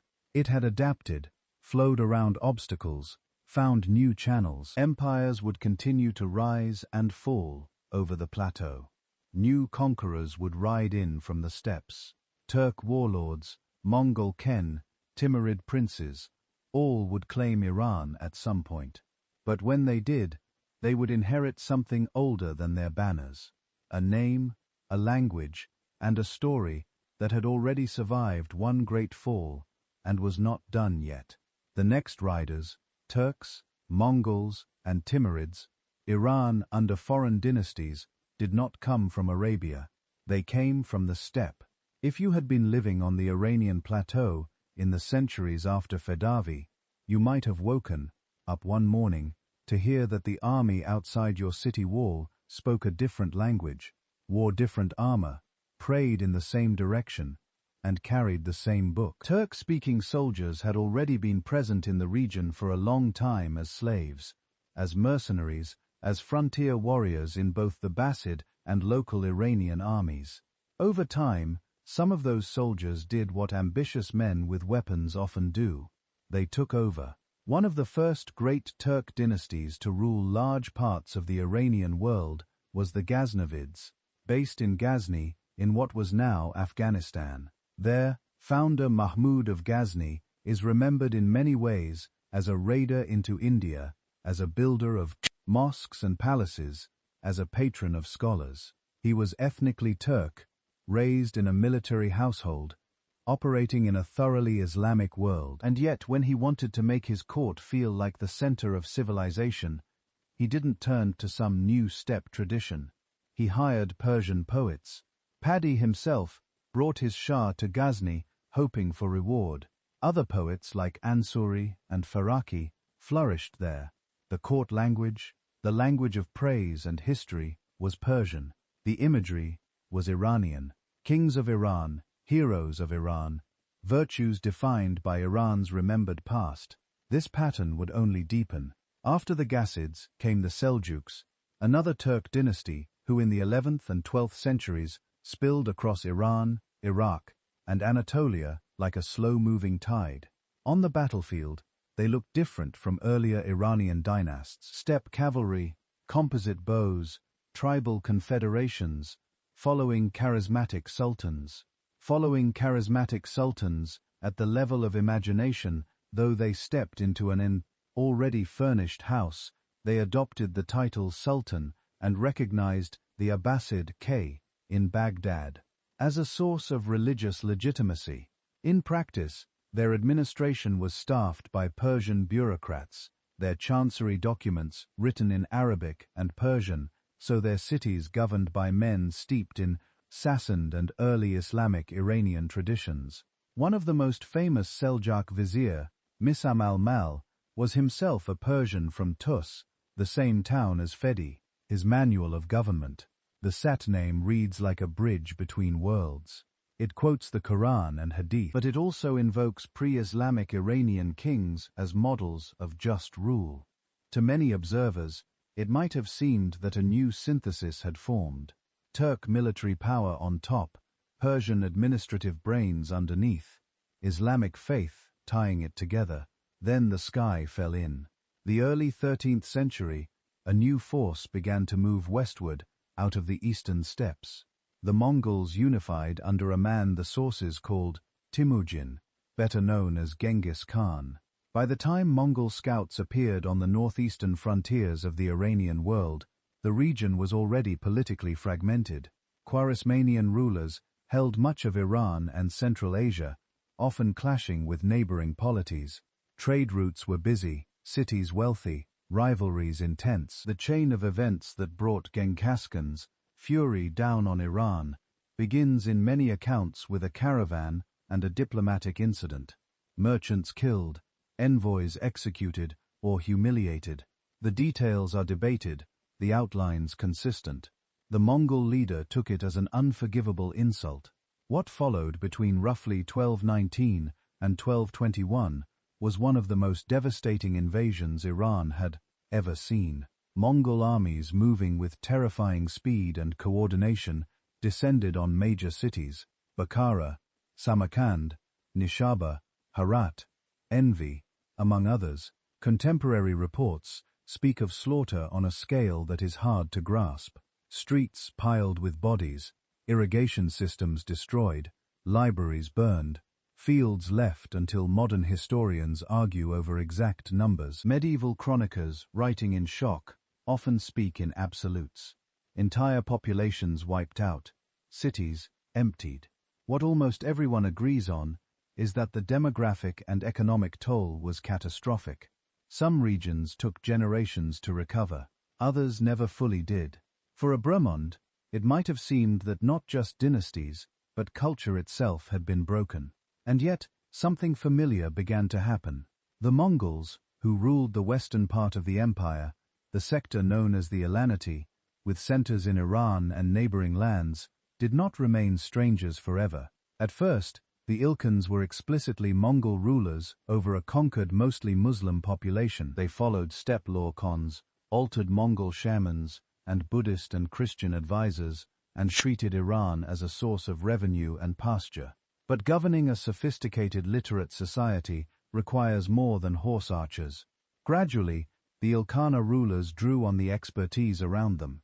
They hired Persian administrators to manage taxes, cities, and long-distance trade. They relied on local scholars to interpret Islamic law when it was convenient, and to explain Iranian customs when it was useful. By the late 13th and early 14th centuries, the Ilkhans themselves began to convert to Islam. Ghazan Khan, who ruled from 1295 to 1304, is especially famous for this turn. Under him and his successors, a consciously Islamic and increasingly Iran-centered court culture emerged. One of the key figures in this transformation was a man named Rashid al-Dinfaz, a Jewish-born physician who converted to Islam, rose to become vizier, and became one of the most important historians of the medieval world.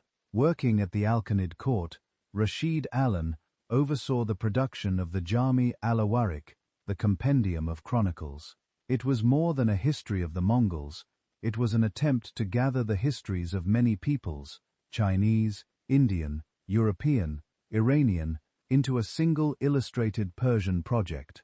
Think of what that means. A Mongol-ruled court in Iran commissioned a vast, visually rich universal history, written largely in Persian, integrating steppe traditions into an Iranian and Islamic narrative frame. The conquerors had not simply erased the culture they overran, they were being drawn into it, woven in turn from a storm into another thread. Over time, the Ilkhanate fractured. Local dynasties rose in the eastern Iranian world, in Central Asia.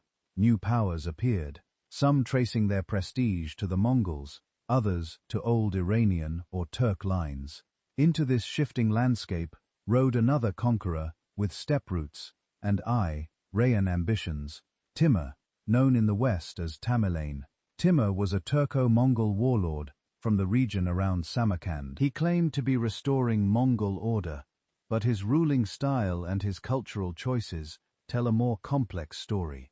On the battlefield, he was ruthless, leaving pyramids of skulls outside defiant cities, moving populations, breaking rivals. But in the cities, he favored Samarkand and later Herat under his successors. He poured resources into art, architecture, and scholarship, the dynasty that grew out of his campaigns.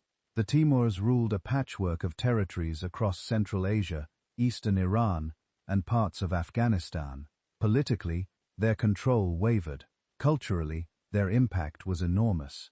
Under the Timurids, Persian art entered a new, highly refined phase. Workshops in Herat and Samarkand produced some of the most exquisite miniature paintings of the Islamic world.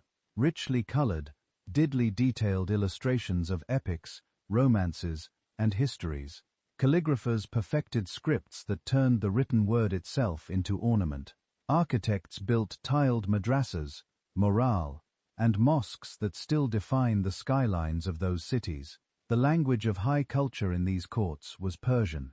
The stories they illustrated were often drawn from Iranian classics like the Sham poets, such as Shaimi wrote in Persian, drawing on the mystical legacies of earlier figures like Rumi and Cyrus, whose ghazals had already woven love, longing, and metaphysical reflection into a uniquely Persian Islamic voice. Samarra and Herat, geographically outside what we now think of as Iran's borders, functioned in many ways as Iranian cultural capitals. Their elite saw themselves as heirs to Iranian kingship, even if their genealogies ran through the steppe. This is one of the quiet paradoxes of these centuries.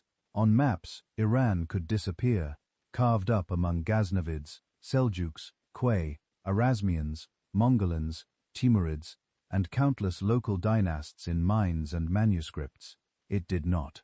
Poets and historians continued to use words like Iran and Iran to describe a cultural and sometimes geographic whole, even if no single ruler commanded all of it. The line between Iran and neighboring lands like Turin or Hind might be fuzzy on the ground, but in epics and chronicles, the idea remained coherent.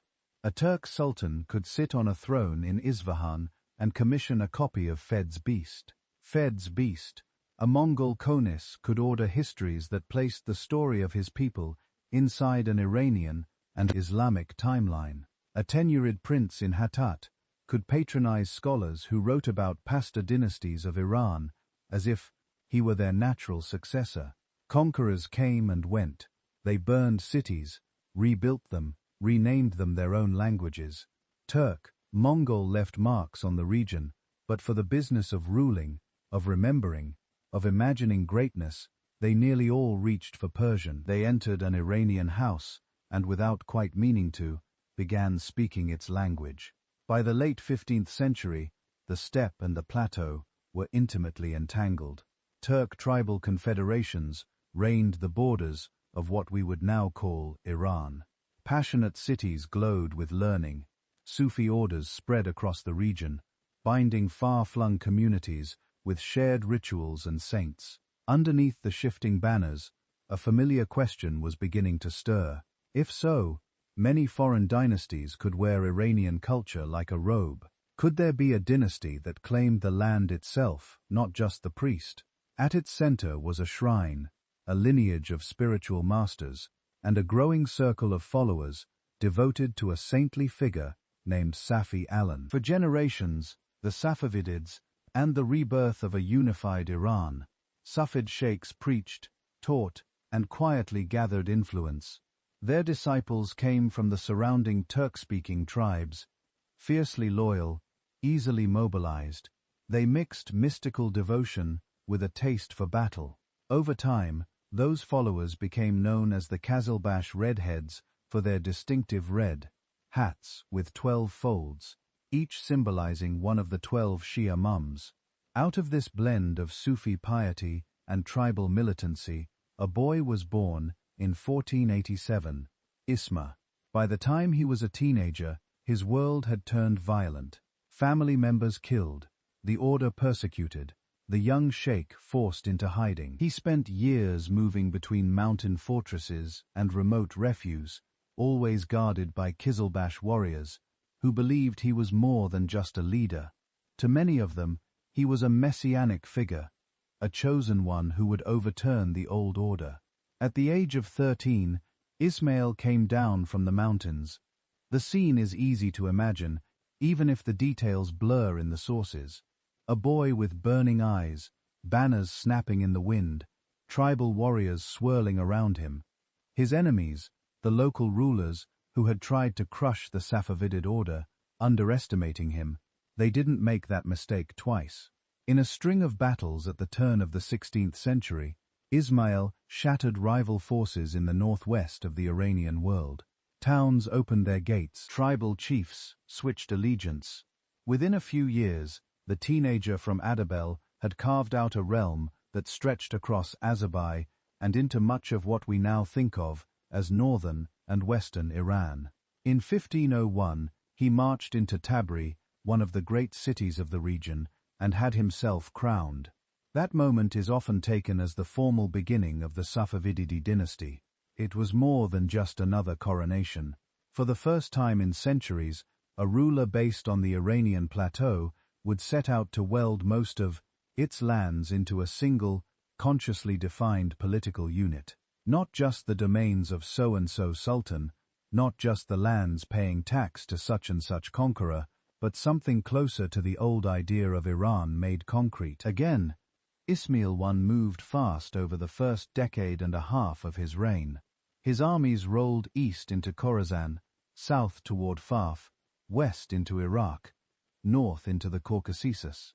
Victories alternated with bloody setbacks, especially against the rising Ottoman Empire to the west. But bit by bit, the mosaic of post-Timurid principalities on the plateau was hammered into something approaching unity. If you had looked at a map around 1520, you would have seen a shape beginning to emerge. It wouldn't match modern borders exactly, but it would be close enough to feel familiar. A political Iran was being reborn, and yet the Safavid project was not just about geography. Ismail made a decision that would define Iran's identity right down to the present day. Up to this point, most of the Islamic world, including most of the Iranian plateau, had been Sunni. Shia communities existed, some quite influential, but they were minorities scattered and often persecuted. The Safavid Sufi order over generations had moved closer and closer to Shiism, weaving veneration of the 12 Imams into its devotion. Ismail took the final step. He declared 12 Shia Islam, the official state-backed form of religion in his realm. This was not a gentle, gradual shift. It was abrupt, sometimes violent. Sunni scholars were pressured to convert, expelled, or in some cases killed. Public rituals changed. New prayers were recited in mosques. Sermons denounced Sunni caves whom earlier dynasties had praised. Shrines associated with the family of the Prophet received special honor. In cities and villages across the plateau, the religious landscape tilted. What had been one sect among many was now the official orthodoxy of a kingdom that called itself heir to Iran's past. At the same time, to the west, the Ottoman Empire was consolidating its own Sunni identity between them. A line began to harden, not just of armies and fortresses, but of doctrine and memory. Iran, under the Safavids, was becoming Shia in a way that would mark it off permanently from most of its neighbors. The process took generations. In some regions, local customs resisted for a long time. In others, devotion to the imams found easy soil over the 16th and 17th centuries. Imported scholars from places like Lebanon and Iraq helped systematize Shia law and theology in the Safavid realms, teaching, debating, writing books that would become foundations of Iranian religious life. By the time the dust settled, Iran was something new, a Satta-majority Persian-speaking imperial state ringed by mostly Sunni powers. Religion was only one part of the Safavid story. To feel what their Iran was like at its height, you have to walk slowly in your mind through the city. That became their greatest stage. Isfahan, under Shahabaz the Great, who came to the throne in the late 16th century. The Safavid state reached its political and cultural peak. Abbas shifted the capital to Isfahan and set about turning it into a masterpiece. Imagine entering the great square Naqshi image of the world.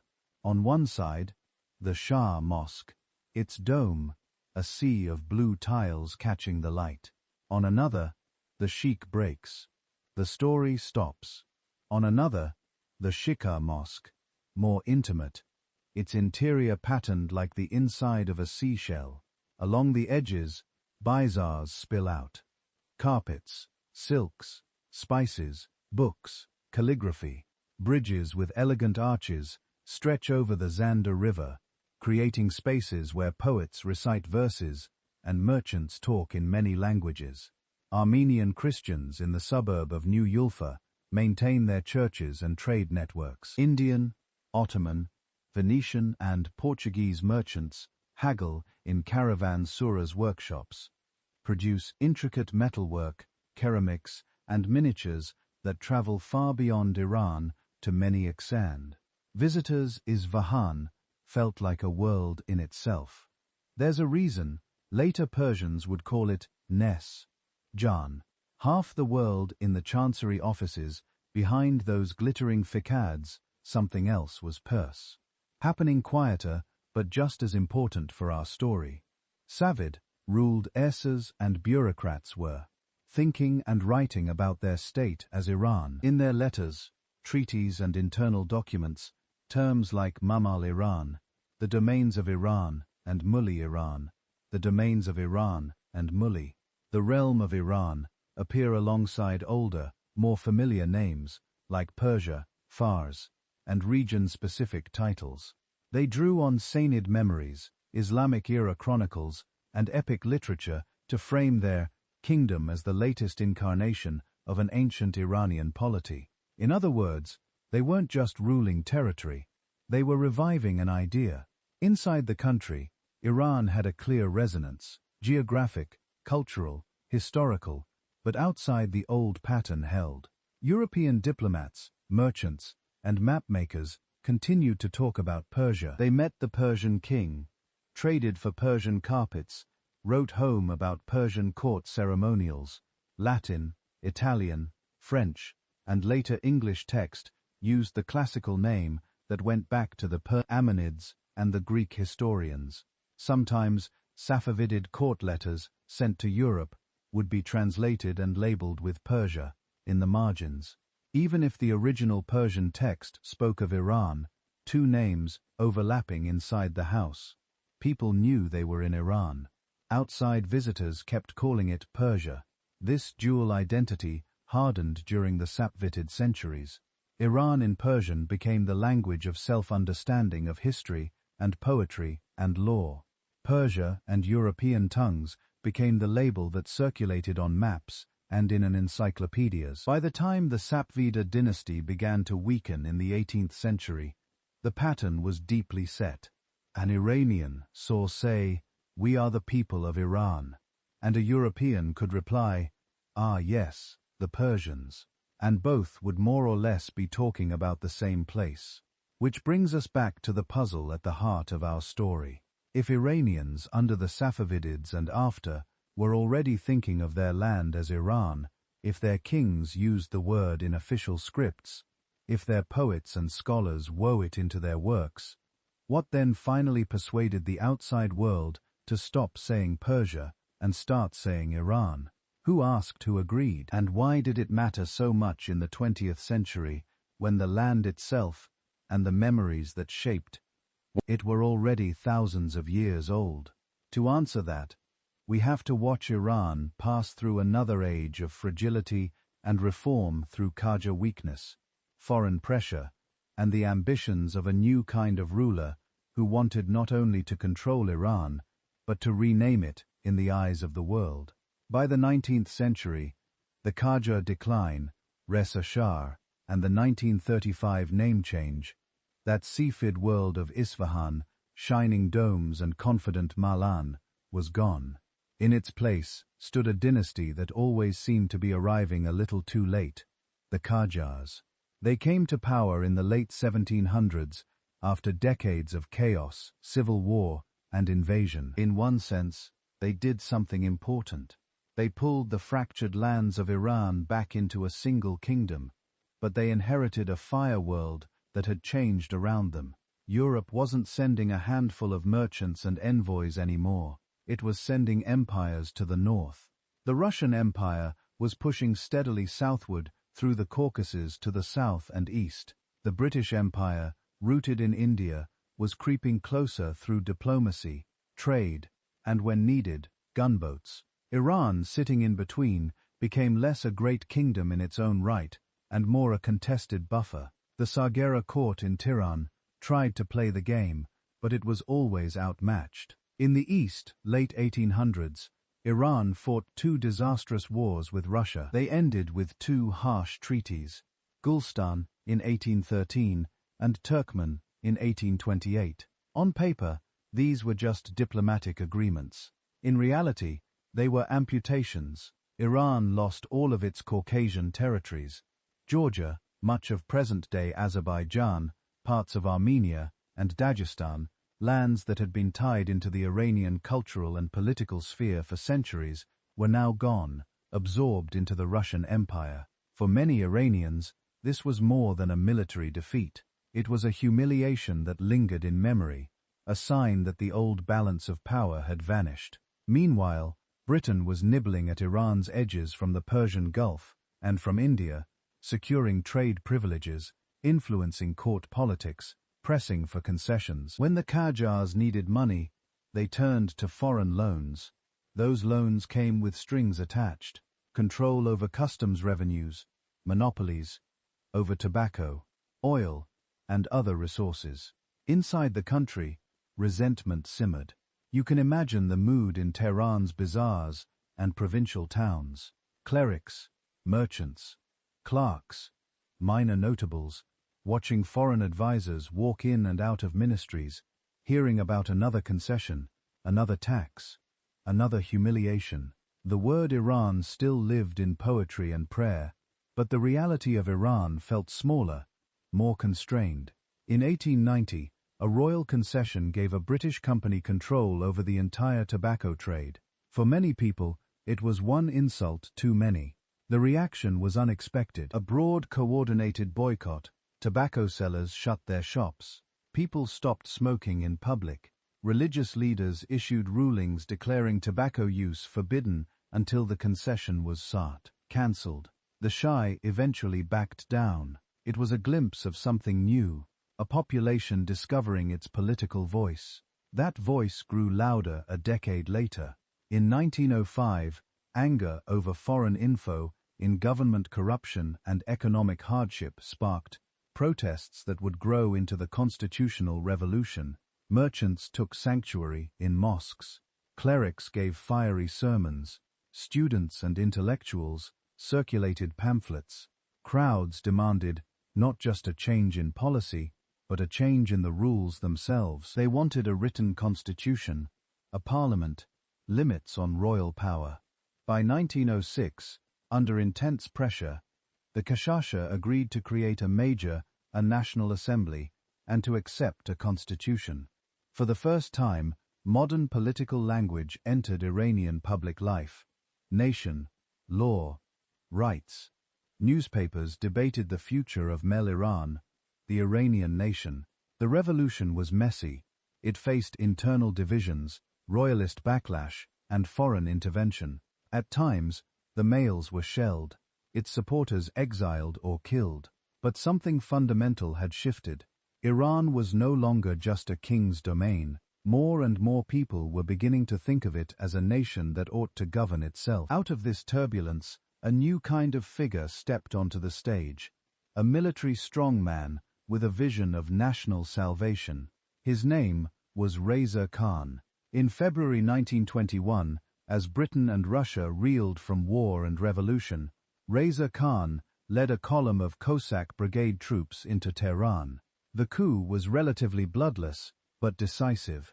Within days, he controlled the capital. At first, he ruled behind the scenes, as the real power behind the weak cash. His ambitions were larger than being a mere commander. He took the post of war minister, then prime minister. In 1925, with the backing of many deputies in the Mughal, tired of Qajar weakness, intrigued by his promise of order, deposed the last Qajar and crowned himself Razahavi. The dynasty changed, so did the tempo of reform. Raza looked westward, especially at one example. Mustafa Kami, at a Turk's Turkey, just across the U. border and other former imperial land, was being rapidly secularized, centralized, and rebranded as a modern nation-state. Risuro Shah wanted something similar for Iran. He pushed through a whirlwind of modernization measures. The state built railroads, including the Great North-South Trans-Iranian Railway, linking the Caspian Sea to the Persian Gulf. Roads and telegraphs knit the country together in ways that earlier dynasties could only imagine. Secular schools expanded, new universities were founded. The legal system was reshaped with European-style civil codes and courts, limiting the role of traditional religious law in many areas. The army was reorganized, conscription introduced, uniforms standardized, even clothing became political.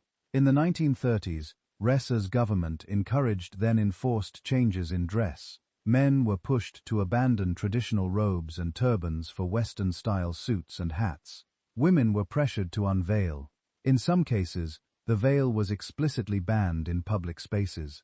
For some urban families, this felt like liberation. For others, it was a shocking intrusion into private and religious life.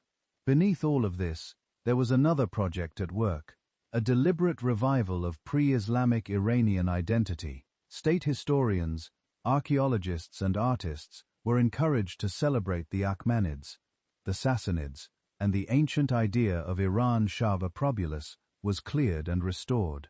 Schoolbooks praised Cyrus the Great and Darius, the very name Pahlavi that Reza Shah chose for his dynasty. Echoed the term Pahlavi, used for Middle Persian, the language of the Sassanid era. The message was clear. Iran was not just an Islamic kingdom, it was the heir to a much older, grander civilization. Inside the country, Iran had long been a familiar word. Now the state was wrapping it in marble and myth, turning it into a modern brand. Outside, though, most of the world still said Persia. In 1935, Reza decided to change that. That year, he sent a formal request to foreign governments and international organizations.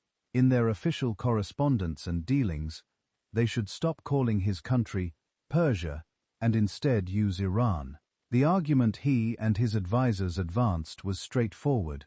Iran, they said, was the country's true ancient name, the one found in old inscriptions, epic poetry, and native usage. Persia was a Greek-Latin exonym derived from Pars, one province among many, many frozen in time by centuries of Western habit. If Iranians themselves called their land Iran, why shouldn't everyone else? The request was largely honored.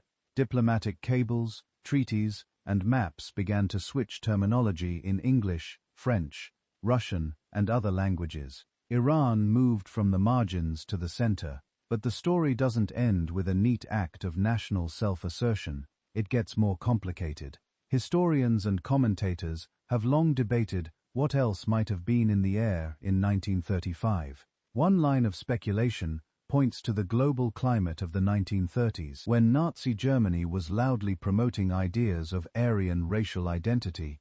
The word Iran is etymologically connected to Aryan, both going back to an old Indo-Aryan term that in ancient contexts referred to noble or free peoples.